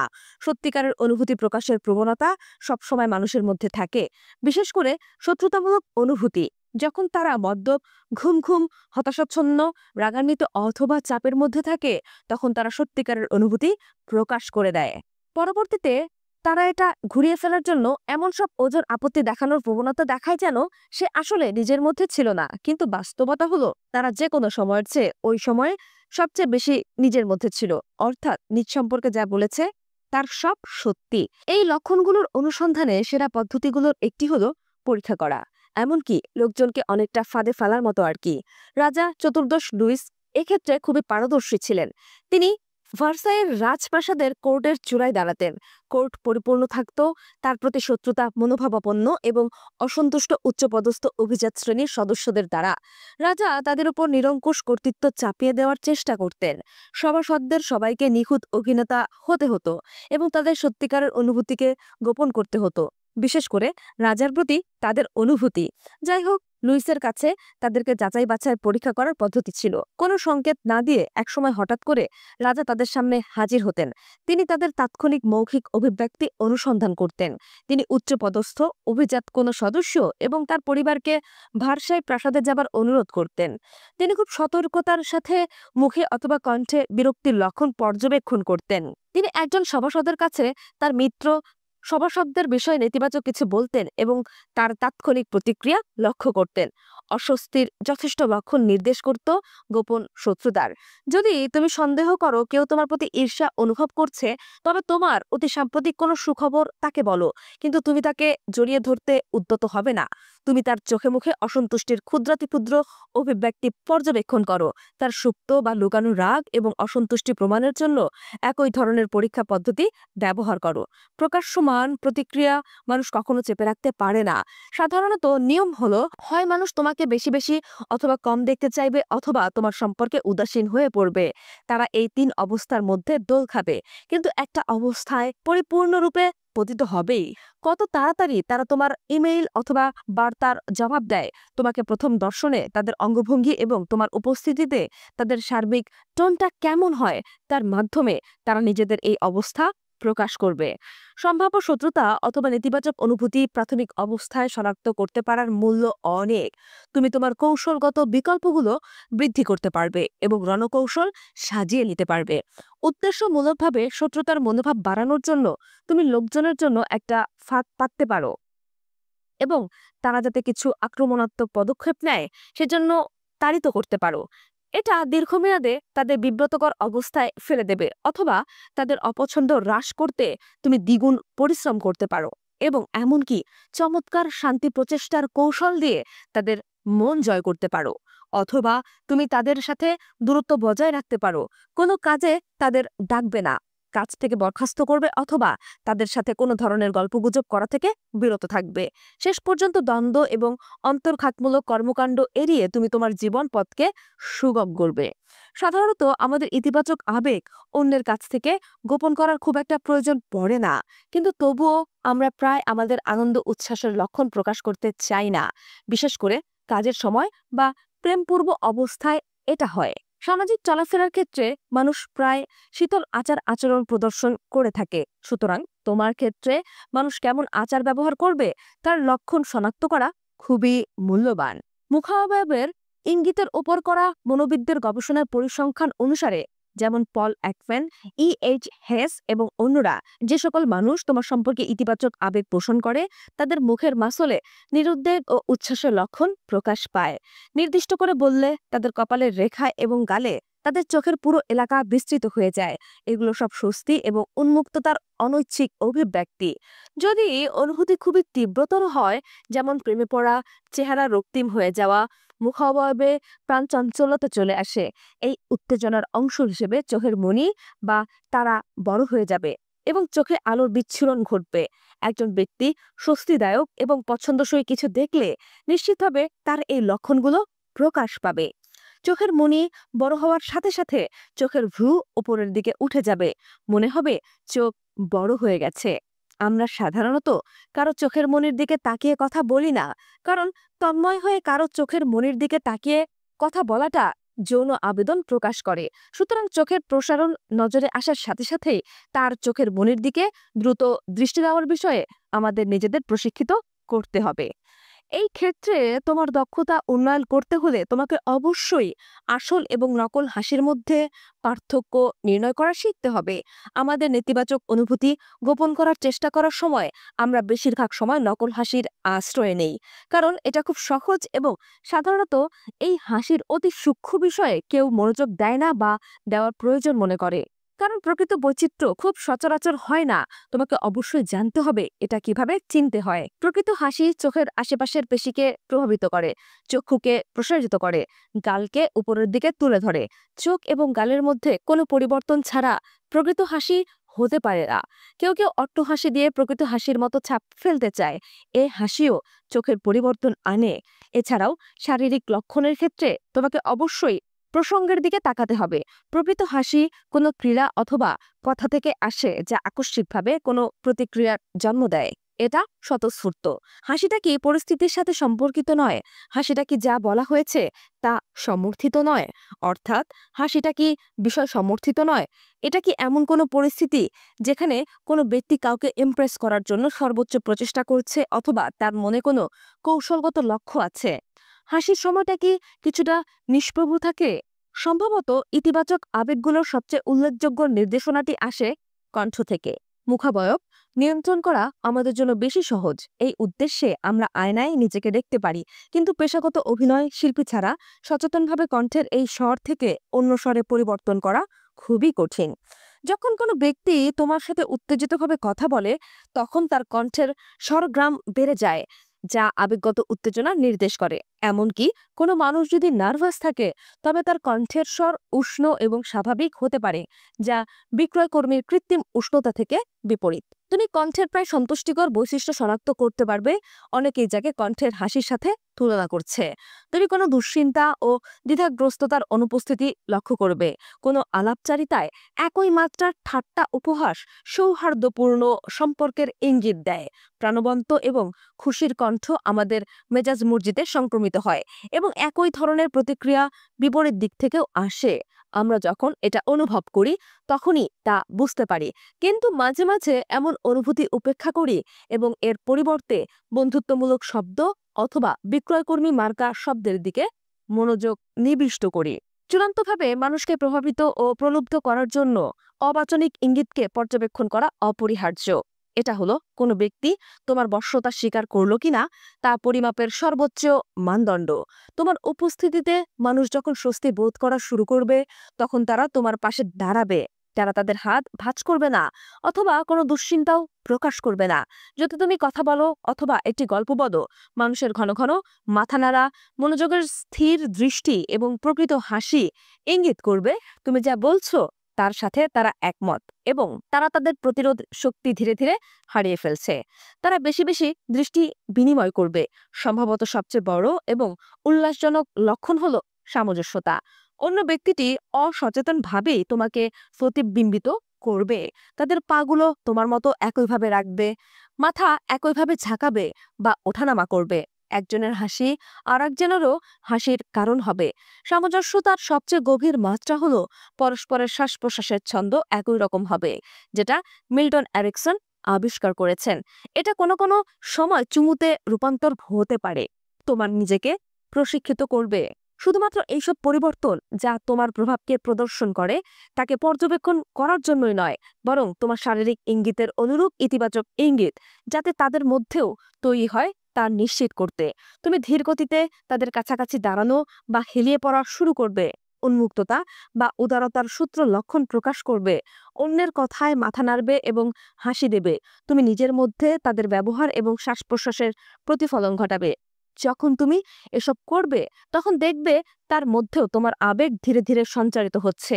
এই অবস্থা যখন আরো বাড়তে থাকবে, তখন তাদের মধ্যে থেকে ধীরে ধীরে প্রতিরোধ স্পৃহা হ্রাস পাবে। কিছু কিছু পারদর্শী প্রলুব্ধকারী আছে যারা চেহারার সব ধরনের ইতিবাচক ইঙ্গিত নকল করে। তারা ভাব দেখায় যে তারা তোমার ভালোবাসায় পতিত হয়েছে। তারা এটা করে তোমাকে আরো বেশি নিজের আয়ত্তে নেয়ার জন্য। সবসময় মনে রাখবে, খুব কম মানুষই প্রাথমিক পরিচয়ে স্বাভাবিকভাবে অনেক বেশি আবেগ প্রকাশ করে না। তোমার অনুমতি প্রভাব যদি তাদের ওপর খুব বেশি মনে হয় এবং তারা খুব তাড়াহুড়ো করে, তবে তাদেরকে ধীর হতে বলবে এবং তাদের চেহারায় হতাশার ক্ষুদ্র অভিব্যক্তি পর্যবেক্ষণ করবে। কর্তৃত্ব বা বশ্যতামূলক লক্ষণ বা ইঙ্গিত। বিশ্ব চরাচরের সবচেয়ে জটিল প্রাণী হিসেবে আমরা মানব প্রজাতি অবস্থান, অর্থ ও ক্ষমতাকে ভিত্তি করে নিজেদের প্রাধান্য, পরম্পরা বা স্তরবিন্যাস করি। আমরা এই প্রাধান্য পরম্পরার বিষয়ে সবসময় সচেতন থাকি, কিন্তু আমরা ক্ষমতার আপেক্ষিক অবস্থান বিষয়ে স্পষ্টভাবে কথা বলতে পছন্দ করি না। যখন অন্যরা তাদের শ্রেষ্ঠত্বের বিষয়ে কথা বলে, তখন সাধারণত আমরা অস্বস্তি অনুভব করি। পরিবর্তে কর্তৃত্ব অথবা দুর্বলতার লক্ষণ বেশিরভাগ ক্ষেত্রে প্রকাশ পায় অবাচনিক যোগাযোগের মাধ্যমে। আমরা এই যোগাযোগের ধরন আদিম পূর্বপুরুষদের থেকে উত্তরাধিকার সূত্রে প্রাপ্ত হই। এমনকি আদিম প্রাণী শিম্পাঞ্জি থেকেও প্রাচীন মানুষ এই ধরনটি লাভ করেছে। মনে রেখো, উচ্চতর সামাজিক অবস্থানে নিজেকে কল্পনা করার অনুভূতি মানুষকে আত্মবিশ্বাস দেয়, যা তাদের শারীরিক অঙ্গভঙ্গিতে প্রকাশ পায়। কেউ কেউ ক্ষমতার অবস্থানে যাওয়ার আগেই এই আত্মবিশ্বাস অনুভব করে এবং অন্যরা তার প্রতি আকৃষ্ট হবে এমন আত্মতৃপ্তির ভবিষ্যৎবাণী নিজের মধ্যে অনুভব করে। যারা দ্বিধাগ্রস্ত, তারা এমন ইঙ্গিতের অনুকরণ বা ছদ্মবেশ ধারণ করার চেষ্টা করতে পারে, কিন্তু এটা খুব ভালোভাবে হতে হবে, কারণ ভুয়া আত্মবিশ্বাস খুব একটা কার্যকর নাও হতে পারে। নিরুদ্বেগ ভাবনা এবং চলাফেরার স্বাধীনতার বিশালত্ব থেকে আত্মবিশ্বাস আসে, যা চেহারায় প্রতিফলিত হয়। যারা ক্ষমতাবান, তারা অন্যদের প্রতি বেশি বেশি দৃষ্টি দেওয়াটা বিধিসম্মত মনে করে। কাকে খুশি করতে পারলো তার সাথে চোখের যোগাযোগ করতে পছন্দ করে। তাদের চোখের পাতা আধো খোলা আধো বন্ধ থাকে। এটা সিরিয়াসনেস ও যোগ্যতার একটা লক্ষণ। তারা যদি বিরক্ত অনুভব করে ও রাগান্বিত হয়, তবে এটা আরও উন্মুক্তভাবে প্রকাশ করে। তারা প্রায় হাসে কম, ঘন ঘন হাসা সার্বিক নিরাপত্তাহীনতার লক্ষণ। গায়ে হাত দিয়ে কথা বলাটা তারা স্বাভাবিক মনে করে, যেমন বন্ধুসুলভ পিঠ চাপড়ানো অথবা হাতে টোকা দেয়া। কোনো বৈঠকে তারা বসার জন্য অনেক জায়গা নেবে এবং অন্যদের থেকে নিজেদের একটু দূরে রাখবে। তারা সোজাভাবে দাঁড়ায় এবং তাদের অঙ্গভঙ্গি হয় আরাম ও স্বস্তিদায়ক। খুব গুরুত্বপূর্ণ হলো অন্যরা তাদের আচার আচরণের অনুকরণ করার বাধ্যবাধকতা অনুভব করে। নেতারা গ্রুপের ওপর তাদের অবাচনিক যোগাযোগ খুব সূক্ষ্ম পন্থায় চাপিয়ে দেওয়ার ক্ষেত্রে ঝোঁকপ্রবণ হয়। অর্থাৎ নেতার ইশারা ইঙ্গিতেই গ্রুপের সদস্যরা বুঝতে পারেন তিনি কি চাচ্ছেন। তুমি লক্ষ্য করবে, মানুষ নেতাদের ধারণায় শুধু নকল করে না, বরং তাদের শান্ত অথবা উন্মুক্ত ক্ষমতাকেও নকল করে। স্তরবিন্যাস বা পদক্রমের প্রথম দিকে থাকা ব্যক্তিরা বিভিন্ন পন্থায় তাদের উচ্চতর অবস্থানের সংকেত দেওয়া পছন্দ করে। তারা অন্যদের চেয়ে দ্রুত কথা বলে এবং কথার মাঝে অন্যদের থামিয়ে দেওয়াটা স্বাভাবিক মনে করে। আলোচনার পুরোটা নিজের নিয়ন্ত্রণে রাখতে চায়। তারা করমর্দন করার ক্ষেত্রে একটু বেশি করে চাপ দেয়। যখন তারা অফিসে হাঁটে, দেখবে তারা খুব সোজা হয়ে এবং দৃঢ়ভাবে পা ফেলে। মনে হয় যেন তাদের অধীনস্থরা তার পেছনে হাঁটছে। চিড়িয়াখানায় শিম্পাঞ্জিদের দেখো, তাহলে প্রধান শিম্পাঞ্জির মধ্যেও একই ধরনের আচরণ দেখতে পাবে। নেতৃত্বের আসনে নারীদের আত্মবিশ্বাসী অভিব্যক্তি উষ্ণতা ছড়ায়। সম্ভবত এটার সবচেয়ে ভালো উদাহরণ হলো বর্তমান জার্মানির চ্যান্সেলর অ্যাঙ্গেলা মার্কেল। গড়পড়তা পুরুষ রাজনীতিবিদদের চেয়ে তিনি কম হাসেন, কিন্তু যখন তিনি হাসেন সেটা বিশেষ অর্থপূর্ণ হয়। তার হাসি ভুয়া বা নকল মনে হয় না। তিনি সম্পূর্ণ মনোযোগ সহকারে অন্যের কথা শুনেন। তার চেহারা উল্লেখযোগ্যভাবে স্থির থাকে। তিনি অন্যদের বেশি কথা বলতে দেন, আবার একই সাথে মনে হয় পুরো আলোচনার নিয়ন্ত্রণ তারই হাতে। নিজের কর্তৃত্ব প্রদর্শনের জন্য তিনি অন্যের কথা বলার সময় থামিয়ে দেন না। যখন তিনি কাউকে আক্রমণ করতে চান, তখন তা করেন তার বিরক্তিকর দৃষ্টি দিয়ে, শীতলতা অথবা অসন্তুষ্টি দিয়ে, কিন্তু কখনো উত্তেজনাপূর্ণ শব্দ দিয়ে নয়। রাশিয়ার প্রেসিডেন্ট ভ্লাদিমির পুতিন তাকে ভয় পাইয়ে দেওয়ার চেষ্টা হিসেবে একবার দ্বিপক্ষীয় বৈঠকে পোষা কুকুর নিয়ে এসেছিলেন। মার্কেলকে একবার কুকুর কামড়িয়েছিল এবং তিনি কুকুরকে ভয় পান সেটা জেনেই পুতিন এই কাজটি করেছিলেন। দৃশ্যত মার্কেলকে একটু চিন্তিত মনে হচ্ছিল, কিন্তু পরক্ষণেই তিনি নিজেকে সামলে নেন এবং সরাসরি পুতিনের চোখের দিকে শান্তভাবে তাকালেন। পুতিনের কুটো চাল অনুসারে কিছু না করে পারস্পরিক সম্পর্কের ক্ষেত্রে মার্কেল তার চেয়ে নিজেকে এক ধাপ উঁচুতে নিয়ে গেলেন। তুলনামূলকভাবে পুতিনকে শিশুসুলভ মনে হচ্ছিল। মার্কেলের স্টাইলে ক্ষমতাধর পুরুষসুলভ কোনো ভাবভঙ্গি ছিল না। এটা ছিল শান্ত এবং চূড়ান্তভাবে ক্ষমতাবান একটা পদ্ধতি। কর্তৃত্বমূলক ইঙ্গিত বা সূত্রের লক্ষণ বুঝতে তোমার গ্রুপের যে সকল ব্যক্তি ক্ষমতায় অধিষ্ঠিত তাদের পর্যবেক্ষণ করা মূল্যবান। যে সকল নেতা তাদের অবাচনিক ভাবভঙ্গিতে দুশ্চিন্তা এবং দ্বিধা প্রকাশ করে, তারা সাধারণত তাদের ক্ষমতার ক্ষেত্রে নিরাপত্তাহীনতা এবং হুমকি বোধ করে। এই ধরনের উদ্বেগ এবং নিরাপত্তাহীনতার লক্ষণ চিহ্নিত করা খুবই সহজ। তারা থেমে থেমে কথা বলে, কথার মাঝখানে অনেক দম নেয়, তাদের কণ্ঠের স্বর অনেক সময় বেড়ে যায় এবং সেখানেই অবস্থান করে। তারা তাদের দৃষ্টি ফিরিয়ে নেওয়ার ঝোঁকপ্রবণ হয় এবং চোখের নড়াচড়া নিয়ন্ত্রণ করে, যদিও তারা বেশিরভাগ সময় চোখ পিটপিট করে। তারা অনেকটা জোরে করে হাসে এবং হাসিটা নার্ভাসনেসের হাসি হয়। কথার মাঝখানে তারা অন্যকে স্পর্শ করার পরিবর্তে নিজেকেই স্পর্শ করে। তারা নিজের চুল, গলদেশ, কপাল স্পর্শ করে। স্নায়ুকে প্রশান্ত করার প্রচেষ্টা হিসেবে তারা এটা করে। কোনো আলাপ আলোচনায় নিজেদের নিরাপত্তাহীনতাকে ঢাকতে অনেক সময় এই ধরনের ব্যক্তিরা উচ্চস্বরে কথা বলে। তারা যখন এমনভাবে কথা বলে তখন চারদিকে নার্ভাস দৃষ্টিতে দেখে, চক্ষু বিস্তৃত এবং উন্মুক্ত রাখে, অথবা তারা প্রাণবন্তভাবে কথা বলার চেষ্টা করে, কিন্তু তাদের শরীর এবং হাত স্থির হয়ে যায়। সব সময়ই একটা উদ্বেগের বা ভীতির লক্ষণ। তারা নিশ্চিতভাবে মিশ্র সংকেত দেয় এবং তোমাকে অবশ্যই ওই লক্ষণ বা সংকেতগুলোর প্রতি গুরুত্ব সহকারে মনোযোগ দিতে হবে, কারণ ওই সংকেতগুলো নিরাপত্তাহীনতার ইঙ্গিত বহন করে। ফ্রান্সের প্রেসিডেন্ট 2007 থেকে 2012 নিকোলাস সার্কোজি অঙ্গভঙ্গি দিয়ে তার উপস্থিতির জানান দিতে পছন্দ করতেন। তিনি লোকজনের পিঠ চাপড়াতেন, কোথায় দাঁড়াতে হবে তার নির্দেশনা দিতেন, তাদের দিকে স্থির দৃষ্টিতে তাকিয়ে থাকতেন, তাদের কথার মাঝে হস্তক্ষেপ করতেন এবং সাধারণত বৈঠকে কর্তৃত্ব ফলাতেন। ইউরো ক্রাইসিসের সময়ে একবার জার্মানির চ্যান্সেলর অ্যাঙ্গেলা মার্কেল তার সঙ্গে বৈঠক করেছিলেন। চ্যান্সেলর মার্কেল লক্ষ্য করলেন সার্কোজির কর্তৃত্বমূলক মনোভাব, কিন্তু একই সাথে এও খেয়াল করলেন যে সার্কোজি পুরো সময়টা তার পা বিচলিতভাবে ঝাঁকাচ্ছিলেন। অতিরিক্ত দৃঢ়তামূলক স্টাইল সম্ভবত তার নিরাপত্তাহীনতার বোধ থেকে অন্যদের দৃষ্টি ভিন্ন দিকে নেয়ার একটা কৌশল। এই মূল্যবান তথ্যটি মার্কেল ব্যবহার করতে পারতেন। মানুষের পদক্ষেপ বা কাজ অনেক সময় কর্তৃত্ব এবং বশীকরণমূলক হয়। তাদের পদক্ষেপে এরকম ইঙ্গিত থাকে। উদাহরণস্বরূপ, মানুষ প্রায় শেষ দিকে নিজের শ্রেষ্ঠত্ব দেখায়, বাস্তব অথবা কাল্পনিক হলেও। কোনো অনুষ্ঠান বা বৈঠকের ক্ষেত্রে তারা যথাসময়ে থাকতে বাধ্য নয়। আলাপ আলোচনার ধরন প্রকাশ করে ব্যক্তিটি কোনো অবস্থানে আছে বলে সে নিজেকে মনে করে। উদাহরণস্বরূপ, যারা কর্তৃত্বমূলক মনোভাব পোষণ করে তারা বেশি কথা বলে এবং নিজের অবস্থান বা উপস্থিতি জাহির করার উপায় হিসেবে অন্যের কথার মাঝে ঘন ঘন বাধা দেয়। যখন কোনো যুক্তি ব্যক্তিগত দিকে যায় তখন তারা থেমে যায়। তারা কি বলবে সেটা খুঁজে নেয়। তারা নিজেদের মনমতো ব্যাখ্যা দাঁড় করায় যে কাকে কোন ঘটনার জন্য দায়ী করবে। ঝাঁঝালো কণ্ঠস্বর এবং তীক্ষ্ণ নজর দিয়ে তারা এটা করার চেষ্টা করে। যদি তুমি কোনো যুগলকে বাইরে থেকে পর্যবেক্ষণ করো তাহলে দেখবে একজন নিশ্চিতভাবে কর্তৃত্বমূলক অবস্থানে থাকে। যদি তুমি তাদের সাথে গল্প করো তাহলে দেখবে কর্তৃত্বকারী জন তোমার সাথে আই কন্ট্যাক্ট করছে, কিন্তু তার সঙ্গী বা সঙ্গিনীর সাথে করছে না। তিনি তার সঙ্গী বা সঙ্গিনীর কথায় খুব মনোযোগী হবে না, সঙ্গী বা সঙ্গিনীর কথা অর্ধেক শুনবে। তার হাসির মধ্যেও কর্তৃত্ব এবং শ্রেষ্ঠত্বের সূক্ষ্ম ইঙ্গিত থাকবে, যেটাকে আমরা চাপা হাসি বলি। কেউ কিছু বললে তারা এমন হাসে, এই হাসির সময় তাদের মুখাবয়বের পেশি শক্ত হয়ে যায়। এই হাসি তাদের চোখে যারা অধনস্থ তাদের প্রতি কঠোরতা এবং অবজ্ঞার ইঙ্গিত বহন করে, কিন্তু সেটা আবার বন্ধুবৎসল্যর চাদরে মোড়ানো থাকে।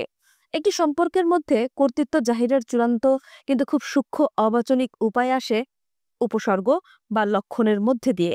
হঠাৎ করে একজন পার্টনারের মধ্যে মাথা ব্যথা অথবা অন্য ধরনের অসুস্থতা দেখা দেয়, মদ্যপান শুরু করে অথবা তার মধ্যে নেতিবাচক আচার আচরণের ধরন গড়ে ওঠে। অন্যজন তার ভূমিকা চূড়ান্তভাবে পালন করে। আপাত দৃষ্টিতে অন্যজনের ভূমিকা সহানুভূতিশীল মনে হলেও তা হয় সাধারণত ক্ষমতা বা কর্তৃত্ব অর্জনের উপায় এবং এটা চূড়ান্ত রকম কার্যকারী। পরিশেষে এইসব সূত্র বা ইঙ্গিত থেকে প্রাপ্ত জ্ঞান মানুষের ভেতরকার আত্মবিশ্বাস পরিমাপের মানদণ্ড এবং সঠিকভাবে পদক্ষেপ নেওয়ার মূল্যবান উপায় হিসেবে ব্যবহার করে। যে সকল নেতারা নিরাপত্তাহীনতার বোধে ভোগে এবং তা অবাচনিক উপায়ে প্রকাশ পায়, তুমি তাদের নিরাপত্তাহীনতার বোধ নিয়ে খেলতে পারো এবং এর মধ্যে দিয়ে ক্ষমতা অর্জন করতে পারো, কিন্তু বেশিরভাগ সময় তাদের সাথে অত্যন্ত ঘনিষ্ঠ হওয়ার অবস্থা এড়িয়ে চলাই তোমার জন্য ভালো, কারণ তাদের কাজকর্ম হয় খুবই নিম্নমানের এবং তারা নিজেদের সাথে সাথে তোমাকেও টেনে নিচে নামিয়ে ফেলতে পারে। যারা নেতা নয় কিন্তু এমন ঘোষণা দিয়ে বেড়ানোর চেষ্টা করে যেন তারা কিছু একটা ছিল তাদের সাথে তোমার ক্রীড়া প্রতিক্রিয়া নির্ভর করা উচিত তাদের ব্যক্তিত্বের ধরনের ওপর। তারা যদি আত্মবিশ্বাসে পরিপূর্ণ উদীয়মান তারকা হয়, তবে তাদের সাথে চলাফেরা বুদ্ধিমানের কাজ হবে। তুমি তাদের ভেতর ইতিবাচক কর্মোদ্যম দেখবে।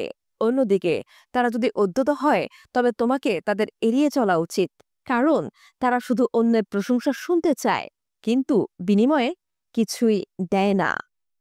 প্রতারণা বা ছলচাতুরিপূর্ণ ইঙ্গিত বা লক্ষণ। আমরা মানব প্রজাতি প্রকৃতগতভাবে বা স্বভাবগতভাবেই অতি সরল। আমরা নির্দিষ্ট কিছু জিনিস বিশ্বাস করতে চাই। আমরা কোনো কিছু ছাড়াই কিছু পেতে পারি। আমরা সহজেই স্বাস্থ্য ফিরে পেতে বা পুনরুদ্ধার করতে পারি, কিন্তু নতুন কৌশলের মাধ্যমে। বেশিরভাগ মানুষ অপরিহার্যভাবে ভালো এবং তাদের বিশ্বাস করা যায়। এই স্বাভাবিক প্রবণতার কারণে প্রতারক এবং ম্যানিপুলেটররা সাফল্য অর্জন করে। ভবিষ্যৎ মানব প্রজাতির জন্য এটা প্রচণ্ড সুবিধাজনক হতো যদি আমরা সবাই কম সরল হতাম, কিন্তু আমরা মানুষের প্রকৃতি বা স্বভাব পরিবর্তন করতে পারি না। এর পরিবর্তে আমরা প্রতারণার নির্দিষ্ট লক্ষণগুলো চিহ্নিত করার কৌশল শিখতে পারি এবং আমাদের সংশয় প্রবণতা কাজে লাগিয়ে এর প্রমাণগুলো পরীক্ষা করতে পারি। সবচেয়ে বেশি কমন এবং পরিষ্কার লক্ষণ আসে মানুষ যখন অতিরিক্ত প্রাণবন্ততার ভাব ধরে। যখন তারা প্রচুর হাসে, তখন বন্ধুর চেয়েও তাদের বেশি কিছু মনে হয়। তাদের প্রতি মনোযোগী না হওয়া আমাদের জন্য কঠিন হয়ে দাঁড়ায় এবং আমরা তাদের প্রভাবের প্রতি প্রতিরোধ প্রবণতা ধীরে ধীরে হারিয়ে ফেলি। সহকর্মী কোনো সিনেটরকে যখন ধোঁকা দিতে চাইতেন অথবা তার দৃষ্টিকে অন্যদিকে ঘুরিয়ে দিতে চাইতেন, তখন লিন্ডন জনসনকে অনেক কিছু করতে হতো। তিনি তাদেরকে ডেকে বাথরুমের দিকে নিয়ে যেতেন, তাদের সঙ্গে রসিকতা করতেন, তাদের হাত স্পর্শ করতেন, অতিরিক্ত আন্তরিকতার সাথে তাদের দিকে তাকাতেন এবং খুব জোরে জোরে হাসতেন। একইভাবে মানুষ যখন কোনো কিছু গোপন করার চেষ্টা করে, তখন তারা অতিরিক্ত উদ্যমী, নীতিবান এবং আলাপি সাজার চেষ্টা করে। তারা প্রত্যয় পক্ষপাতের ওপর খেলা করে। যদি আমি অতিরিক্ত উৎসুকতা নিয়ে কোনো কিছু অস্বীকার করি অথবা কোনো কিছু বলি, তবে আমাকে সন্দেহ করা খুবই কঠিন। আমরা সত্যের জন্য অতিরিক্ত প্রত্যয় গ্রহণের ঝোঁকপ্রবণ হই। বস্তুত মানুষ যখন মাত্র অতিরিক্ত জোর দিয়ে তাদের সাধারণ ব্যাখ্যা করে অথবা আত্মরক্ষার জন্য প্রচণ্ড রকম জোর দিয়ে কোনো কিছু অস্বীকার করে, তখনই তোমার মাথার অ্যান্টেনা খাড়া করতে হবে, অর্থাৎ তোমাকে সচেতন হতে হবে। প্রতারক সবসময় সত্য থেকে আমাদের মনোযোগ ভিন্নমুখী করতে প্রাণপণ চেষ্টা করে। যদিও প্রাণবন্ত চেহারা ও অঙ্গভঙ্গি আসে নির্ভেজাল উদ্দীপনা এবং প্রকৃত বন্ধুত্বপূর্ণ মনোভাব থেকে, কিন্তু যদি স্বল্প পরিচিত বা তুমি খুব বেশি চেনো না এমন কেউ এই ধরনের আচরণ করে অথবা এই ধরনের আচরণের মাধ্যমে কেউ কিছু গোপন করতে চায়, তবে তোমাকে সতর্ক হতে হবে। তোমার সন্দেহ নিশ্চিত করতে অবাচনিক লক্ষণ বা ইঙ্গিতগুলো অনুসন্ধান করতে হবে। এই সব প্রতারকদের মধ্যে তুমি প্রায় লক্ষ্য করবে তাদের চেহারা অথবা শরীরের একটি অংশ তোমার মনোযোগ আকর্ষণ করার জন্য সবসময় খুব বেশি মাত্রায় অভিব্যক্তিপূর্ণ হয়। বেশিরভাগ সময় এটা মুখের চারপাশের এলাকা হয়। বিশেষ করে বড় ধরনের হাসি এবং অভিব্যক্তির পরিবর্তন করে এটা তারা করে মানুষকে পরিচিত বা তাড়িত করার জন্য এবং প্রাণবন্ত প্রভাব সৃষ্টির জন্য। এইটাই হলো পুরো শরীরের মধ্যে সবচেয়ে সহজ এলাকা। কিন্তু এর সাথে সাথে তারা হাত এবং বাহুর মাধ্যমে বিভিন্ন অঙ্গভঙ্গি করে এর মাত্রা আরো বাড়াতে পারে। মূল মন্ত্র হলো তুমি শরীরের অন্য অংশেও টান টান ভাব এবং উদ্বেগ শনাক্ত করবে, কারণ সব বেশি নিয়ন্ত্রণ করা তার জন্য অসম্ভব। যখন তারা বড় ধরনের হাসি দেয়, তখন তাদের চক্ষু কম নড়াচড়া করে এবং চোখের পেশি টান টান হয়ে যায়, অথবা বাকি শরীর অস্বাভাবিকভাবে স্থির হয়ে যায়। অথবা যদি চক্ষু তোমার সহানুভূতি সংগ্রহের জন্য তোমাকে বোকা বানানোর চেষ্টা করে, তবে তাদের মুখ কিছুটা হলেও শিহরিত বা কম্পিত হয়। কিছু কিছু সময় প্রকৃত চতুর প্রতারকরা বিপরীত ইমপ্রেশন বা ছাপ তৈরির চেষ্টা করে। যদি তারা কোনো অপকর্ম ঢেকে ফেলার চেষ্টা করে, তবে তারা তাদের অপরাধ চূড়ান্ত রকম মারাত্মক এবং উপযুক্ত বহিরাবরণ দিয়ে গোপন করবে। তাদের চেহারা অস্বাভাবিকভাবে স্থির হয়ে যায়। উচ্চ শব্দে অস্বীকার করার পরিবর্তে তারা পুরো ঘটনা পরস্পরকে আপাত দৃষ্টিতে যুক্তিসঙ্গতভাবে ব্যাখ্যা করবে। এমনকি এর সপক্ষে তারাও প্রমাণপত্র হাজির করবে। তারা চিত্রটি এমনভাবে উপস্থাপন করবে যে তারা বাস্তবতার খুব কাছাকাছি হবে। যদি তারা তোমার অর্থ বা সমর্থন লাভের চেষ্টা করে, তবে তারা উচ্চমাত্রায় দক্ষতাপূর্ণ বিরক্তিকর ভঙ্গি প্রকাশের চেষ্টা করবে এবং প্রচুর সংখ্যা ও পরিসংখ্যান দিয়ে বোঝানোর চেষ্টা করবে। কোনো আর্টিস্টরা যে ব্যক্তি কিছু বলে বা বুঝিয়ে মানুষকে এমন কিছু করায়, তা সত্যি নয়, এটি প্রয়োগ করে থাকে। এই ধরনের ছলচাতুরিপনা দেখা বা ধরা খুব কঠিন, কারণ এটা তেমন লক্ষ্য করা যায় না, কিন্তু তুমি আরো একবার কোনো কিছু করার জন্য কৌশল বের করার অভিব্যক্তি অনুসন্ধান করছো। বাস্তবতা কখনো দাগমুক্ত হয় না। বাস্তব ঘটনা আকস্মিক, এলোপাতাড়ি, অবাঞ্ছিত ঘটনা এবং দুর্ঘটনাকে অন্তর্ভুক্ত করে। বাস্তবতা বিশৃঙ্খলাযুক্ত হয় এবং খণ্ড বিখণ্ডগুলোকে নিখুঁতভাবে জোড়া লাগানো যায় না। ওয়াটারগেট কেলেঙ্কারিতে এই ভুলটাই হয়েছিল এবং এটা সন্দেহ সংশয়ে জন্ম দেয়। যখন ব্যাখ্যা বিশ্লেষণ একটু বেশি পেশাদার হয়, তখন তোমার ভেতরে সংশয় জেগে উঠতে হবে। অন্য দিক থেকে এটা দেখলে, যেমন দস্তয়েভস্কির উপন্যাস দ্য ইডিয়ট উপদেশ দেয়, যখন তুমি মিথ্যা বলো, যদি তুমি দক্ষতার সাথে কথার মাঝে কোনো কিছু ঢুকিয়ে দাও যা খুব সাধারণ নয়, কোনো কিছু অদ্ভুত, কোনো কিছু যা কখনোই ঘটে নাই, অথবা খুবই কদাচিৎ, এটা মিথ্যাকে আরো বেশি সম্ভাব্য করে তোলে। সাধারণভাবে তুমি সন্দেহ করবে কোনো ব্যক্তি তোমাকে সত্য থেকে মনোযোগ ভিন্ন দিকে নেওয়ার চেষ্টা করছে। তুমি শুরুতেই সক্রিয়ভাবে তার মোকাবেলা করবে না, বরং সে যা বলছে বা করছে তার প্রতি আগ্রহ দেখিয়ে তার উৎসাহ বাড়িয়ে দেবে। তুমি তাদের বেশি কথা বলতে দেবে, তাদের দুশ্চিন্তা এবং ঠকানোর লক্ষণ বেশি করে প্রকাশ করতে দেবে। যথাসময়ে তুমি তাদের জন্য অস্বস্তিদায়ক হয় এমন কোনো প্রশ্ন অথবা মন্তব্য করবে, যাতে সে বুঝতে পারে যে তুমি সত্য বুঝতে পেরেছ। সেই মুহূর্তে তুমি তাদের ক্ষুদ্র অভিব্যক্তি এবং বডি ল্যাঙ্গুয়েজের দিকে মনোযোগ দাও। যদি তারা সত্যিকার অর্থে ছলচাতুরি করে, তবে প্রায় তারা শীতল প্রতিক্রিয়া দেখাবে এবং তারপর দ্রুত তাদের উদ্বেগ মুখোশের আড়ালে ঢেকে ফেলার চেষ্টা করবে। এটা ছিল জনপ্রিয় টেলিভিশন গোয়েন্দা সিরিজ কলাম্বোর প্রিয় কৌশল। অপরাধীদের জিজ্ঞাসাবাদের সময় কলাম্বো তথ্য প্রমাণাদিকে এমনভাবে উপস্থাপন করত যাতে মনে হতো অন্য কেউ অপরাধটি করেছে। তখন কলাম্বো অপরাধীর বন্ধু হওয়ার এবং কোনো ক্ষতি করবে না এমন ভান ধরতেন। এরপর হঠাৎ করেই অস্বস্তিদায়ক কোনো প্রশ্ন করতেন এবং তারপর অপরাধীর শরীর ও চেহারার প্রতি অতিরিক্ত মনোযোগ দিতেন। এমনকি খুব বেশি চর্চা করা প্রতারকদের ক্ষেত্রে তাদের মুখোশ খুলে দেওয়ার সবচেয়ে বড় উপায় হলো অবাচনিক ইঙ্গিতের মধ্যে দিয়ে তারা কিভাবে শব্দের উপর জোর দেয় তা খেয়াল করা। এটাকে ধোঁকা দেওয়া মানুষের পক্ষে খুবই কঠিন। কণ্ঠস্বর উচ্চ করে এবং কণ্ঠের দৃঢ়তা দিয়ে, জোরে করে হাতের ভাবভঙ্গি দিয়ে, ভ্রু কুঞ্চন করে এবং চক্ষু বড় করে তারা শব্দের উপর জোর দেয়। যখন আমরা আবেগে পরিপূর্ণ হই এবং যা বলছি তার কোনো পয়েন্টে জোর দেওয়ার প্রয়োজন হয়, তখন এই ধরনের আচরণ করে থাকি। কিন্তু ছল চাতুরদের জন্য এটা নকল করা কঠিন।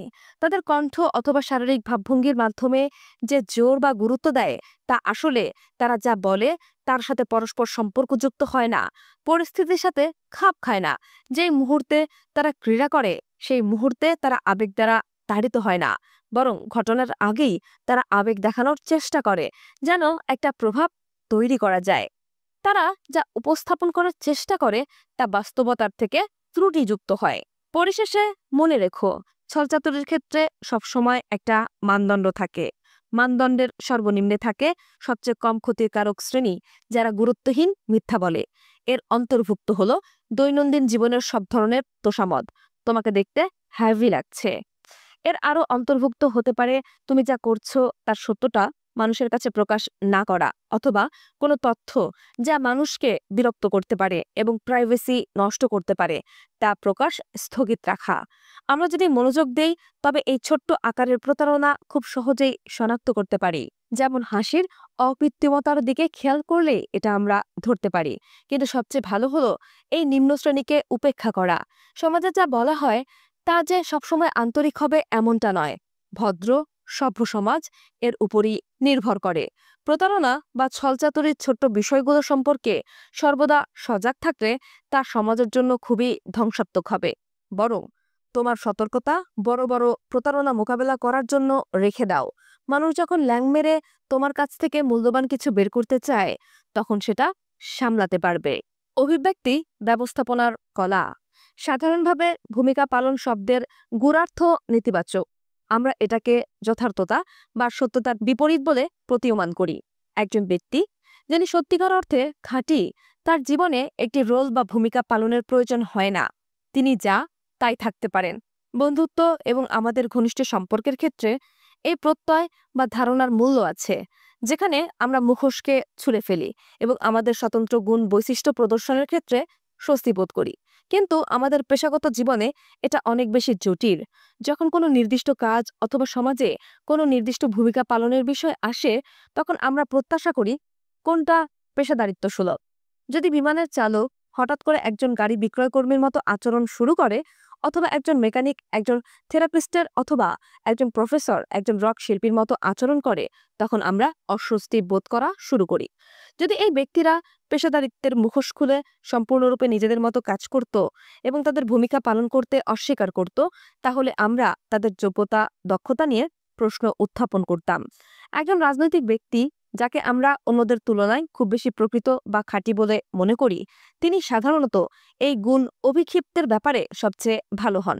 তারা জানেন সৌজন্যতার সাথে সামনে আসা, অথবা ব্যক্তিগত জীবন নিয়ে আলোচনা করা, অথবা নিজের দুর্বলতার কিছু মজার কাহিনী বলার মাধ্যমে অথেন্টিক ইফেক্ট বা সত্যতা এর প্রভাব আছে। আমরা তাদের বাড়ির মধ্যকার ব্যক্তিগত জীবন দেখি না। জনসম্মুখের জীবন মানে মুখোশ পরা জীবন। কিছু কিছু সময় কিছু কিছু ব্যক্তি সত্যতা বা অকৃত্রিমতা এর মুখোশ পরে। এমনকি কোনো মাদকসেবী অথবা বিদ্রোহীও একটা ভূমিকা পালন করে। হঠাৎ করেই ব্যবসায়িক স্যুট টাই পরার স্বাধীনতা তাদের নেই, কারণ এতে তাদের সার্কেলের অন্যরা তাদের আন্তরিকতা নিয়ে প্রশ্ন করবে, যেটা নির্ভর করে সঠিক চেহারা প্রদর্শনের উপর। যদি কেউ নিজেকে প্রতিষ্ঠিত করতে পারে এবং তার যোগ্যতা দক্ষতা এমন পর্যায়ে হয় যে কেউ কোনো প্রশ্ন তুলবে না, তবে তিনি তার ব্যক্তিগত গুণ বৈশিষ্ট্য তার ভূমিকার ক্ষেত্রে প্রয়োগ করতে পারে। তবে এটা সর্বদা সীমাবদ্ধতার মধ্যে হয়। সচেতনভাবে অথবা অসচেতনভাবে আমাদের বেশিরভাগই সমাজের প্রত্যাশার আলোকে ভূমিকা পালনের ক্ষেত্রে দৃঢ়ভাবে লেগে থাকি, কারণ আমাদের উপলব্ধি হলো এটির উপরই সামাজিক সফলতা নির্ভর করে। কেউ কেউ এই গেমটি খেলতে অস্বীকার করতে পারে, কিন্তু শেষ পর্যন্ত তারা প্রান্তিক হয়ে যায় এবং বয়স বাড়ার সাথে সাথে সীমাবদ্ধ বিকল্প ও হ্রাসমান স্বাধীনতা নিয়ে বহিরাগতের ভূমিকা পালন করতে বাধ্য হয়। সাধারণভাবে সবচেয়ে ভালো হলো এই কর্মশক্তিকে গ্রহণ করা এবং এই থেকে আনন্দ পাওয়া। তোমাকে শুধু সঠিক চেহারা যা তুমি সমাজে উপস্থাপন করছো তার বিষয়ে সচেতন হলেই হবে না, বরং তোমার চেহারা বা উপস্থিত যাতে সর্বোচ্চ প্রভাব ফেলতে পারে সেই রূপ বা আকার দেওয়ার বিষয়টি জানতে হবে। এরপর তুমি জীবনের নাট্যমঞ্চে নিজেকে উচ্চতার অভিনেতায় রূপান্তর করতে পারবে এবং জীবনের মুহূর্তগুলো উপভোগ করতে পারবে। অভিব্যক্তির ব্যবস্থাপনা করার কিছু বেসিক বা মৌলিক বিষয়ে অবাচনিক ইঙ্গিতের উপর প্রভুত্ব অর্জন। যখন মানুষ আমাদের সম্পর্কে কোনো সিদ্ধান্তে আসতে চায়, তখন তারা আমাদের অবাচনিক ইঙ্গিত বা লক্ষণের প্রতি গভীর মনোযোগ দেয়। এটা কোনো ইন্টারভিউ, গ্রুপ মিটিং অথবা জনগণের উপস্থিতি হতে পারে। স্মার্ট সামাজিক পারফর্মাররা এইসব বিষয়ে সজাগ থাকে। তারা জানে কিভাবে একটা মাত্রা পর্যন্ত এই শারীরিক ইঙ্গিত বা লক্ষণগুলোকে নিয়ন্ত্রণ করতে হয় এবং পরিস্থিতির আলোকে উপযোগী ও ইতিবাচক লক্ষণ প্রকাশ করতে হয়। তারা জানে কিভাবে নিজেদেরকে পছন্দসই করা যায়। তাদের হাসি হয় খাঁটি, স্বাগত পাবার মতো শারীরিক অঙ্গভঙ্গি প্রকাশ করে এবং যে সকল মানুষের সাথে তারা কারবার করে তাদের অনেক কিছুই নিজেদের মধ্যে প্রতিফলিত করে। তারা কর্তৃত্বমূলক ইঙ্গিত বা লক্ষণ সম্পর্কে জানে এবং জানে কিভাবে নিজেদের আত্মবিশ্বাস অন্যদের মধ্যে ছড়িয়ে দিতে হয়। তারা জানে মনোযোগ আকর্ষণের ক্ষেত্রে নির্দিষ্ট ধরনের দৃষ্টি শব্দের চেয়ে বেশি অভিব্যক্তিপূর্ণ। সাধারণভাবে তুমি তোমার অবাচনিক ধরন সম্পর্কে সজাগ হতে চাইবে, যাতে তুমি সচেতনভাবে মুখাবয়বের নির্দিষ্ট অংশকে আরও বেশি ফলদায়ক করতে পরিবর্তন করতে পারো। সুসংবদ্ধ অভিনেতা বা ক্রীড়াকর্তা হও। পদ্ধতিগত বা সুসংবদ্ধ ক্রিয়াকলাপ ও অভিনয়ের ক্ষেত্রে তোমার নিজেকে এমনভাবে প্রশিক্ষণ দিতে হবে যাতে তোমার নির্দেশ অনুসারে সঠিক আবেগ প্রকাশ পায়। তুমি দুঃখ অনুভব করো যখন তুমি অতীতের অভিজ্ঞতা যা এরকম আবেগের কারণ হয়েছিল তা স্মরণ করো। গুরুত্বপূর্ণ বিষয় হলো তোমার নিয়ন্ত্রণ শক্তি আছে। বাস্তব জীবনে আমাদের নিজেদেরকে এই মাত্রায় প্রশিক্ষিত করা সম্ভব নয়, কিন্তু তোমার যদি কোনো নিয়ন্ত্রণ শক্তি না থাকে, যদি তুমি সর্বদা মুহূর্তে আবেগ প্রকাশ করতে থাকো, এর মানে তুমি যে ভেতরে ভেতরে একজন দুর্বল চিত্তের লোক তার লক্ষণ প্রকাশ করো এবং সার্বিকভাবে তোমার নিজেকে নিয়ন্ত্রণের ক্ষমতা নেই। পরিস্থিতির আলোকে কোনটা সঠিক আবেগ হবে এবং কেন হবে তা কল্পনা করে সঠিক আবেগীয় মেজাজ প্রদর্শনের ব্যাপারটি শিখে নাও। মুহূর্তের অনুভূতির কাছে আত্মসমর্পণ করো যাতে মুখাবয়ব এবং শারীরিক স্বাভাবিকভাবে প্রাণবন্ত হয়। মাঝে মাঝে সত্যিকারভাবে হাসো এবং ভ্রু কুঞ্চন করো। তাহলে এই অভিব্যক্তির সাথে সামঞ্জস্যপূর্ণ আবেগের অভিজ্ঞতা অর্জন করতে পারবে। স্বাভাবিক মুহূর্তে নিরপেক্ষ অভিব্যক্তি প্রকাশের ব্যাপারে নিজেকে প্রশিক্ষণ দাও, তবে সতর্ক থাকবে আবেগ যেন খুব বেশি দীর্ঘস্থায়ী না হয়। শ্রোতা মণ্ডলীর সাথে নিজেকে মানিয়ে নাও। যদিও তুমি যে ভূমিকা পালন করো তার আলোকে স্থাপিত নির্দিষ্ট কিছু মানদণ্ডের সাথে নিজেকে খাপ খাইয়ে নাও, তারপরেও তোমাকে নমনীয় হতে হবে। বিল ক্লিন্টনের মতো একজন পারদর্শী পারফর্মার প্রেসিডেন্ট হিসেবে তার যে আত্মবিশ্বাস এবং শক্তি ক্ষমতা প্রদর্শন করতে হবে তা কখনো ভুলে যেতেন না। কিন্তু তিনি যখন অটো শ্রমিকদের সাথে কথা বলতেন তখন তাদের মতো করেই কথা বলতেন। তারা যেভাবে উচ্চারণ করতেন এবং যেসব শব্দ বলতেন তিনিও তাই করতেন, অর্থাৎ তাদের সাথে নিজেকে মানিয়ে নেয়ার চেষ্টা করতেন। তোমার শ্রোতামণ্ডলী সম্পর্কে জানো এবং তাদের রুচি ও পছন্দ অনুসারে নিজের অবাচনিক ইঙ্গিত গঠন করো। যথাযথ অভিব্যক্তি প্রথম তৈরি করো। বেশিরভাগ মানুষ প্রথম অভিব্যক্তির ওপর ভিত্তি করেই বিচার করে। এটা মাথায় রেখে কোনো ব্যক্তির সামনে তোমার প্রথম দর্শন কেমন হবে তার প্রতি অতিরিক্ত মনোযোগ দিতে হবে। সাধারণভাবে সবচেয়ে ভালো উপায় হলো তোমার অবাচনিক ইঙ্গিতকে নিম্নগামী করতে হবে এবং নিজেকে নিরপেক্ষভাবে উপস্থাপন করতে হবে। খুব বেশি উত্তেজনা নিরাপত্তাহীনতা বোধের সিগন্যাল দেয়, এটা মানুষকে সন্দেহপ্রবণ করে। প্রথম মোলাকাতেই নিরুদ্বেগ হাসি এবং সরাসরি চোখের দিকে দৃষ্টি তাদের স্বাভাবিক প্রতিরোধ হ্রাস করতে বিস্ময়করভাবে কাজ করে। নাটকীয় প্রভাব ব্যবহার করো। এটি বেশিরভাগ ক্ষেত্রে অন্তর্ভুক্ত করে উপস্থিতি অথবা অনুপস্থিতির কলার উপর দখল অর্জনের উপর। যদি তুমি খুব বেশি মাত্রায় উপস্থিত হও, যদি মানুষ তোমাকে খুব ঘন ঘন দেখে অথবা তুমি করতে যাচ্ছ সেই সম্পর্কে আগে সঠিক ধারণা করতে পারে, তবে তারা তোমার প্রতি খুব দ্রুত বিরক্ত হয়ে পড়বে। তোমাকে অবশ্যই জানতে হবে কিভাবে নিজেকে মাঝে মাঝে অনুপস্থিত রাখতে হবে, কখন এবং কেন অন্যদের সামনে নিজেকে উপস্থাপন করতে হবে এবং এমন পরিস্থিতি তৈরি করতে হবে যাতে তারা বেশি করে তোমাকে দেখতে চায়। নিজেকে কিছু রহস্যের মধ্যে আবদ্ধ করো। নিজের বৈশিষ্ট্যের ক্ষেত্রে সূক্ষ্ম বিতর্কিত কিছু গুণ প্রদর্শন করো। তোমার সম্পর্কে সবকিছুই মানুষের জানার দরকার নেই। তথ্য আটকে রাখা বা চেপে রাখার শিক্ষা লাভ করো। এমন ধরনের আচার আচরণ করো যাতে মানুষ তোমার সম্পর্কে আগেই কোনো ধারণা করতে না পারে। ধর্মীয় পবিত্রতার গুণাবলী উপস্থাপন করো। আমরা কোনো ধরনের ঐতিহাসিক সময়ে বাস করছি সেটা গুরুত্বপূর্ণ নয়। কিছু কিছু বৈশিষ্ট্য বা লক্ষণ আছে যা সব সময় ইতিবাচক হিসেবে দেখা হয় এবং সবাই জানে তা কিভাবে প্রদর্শন করতে হয়।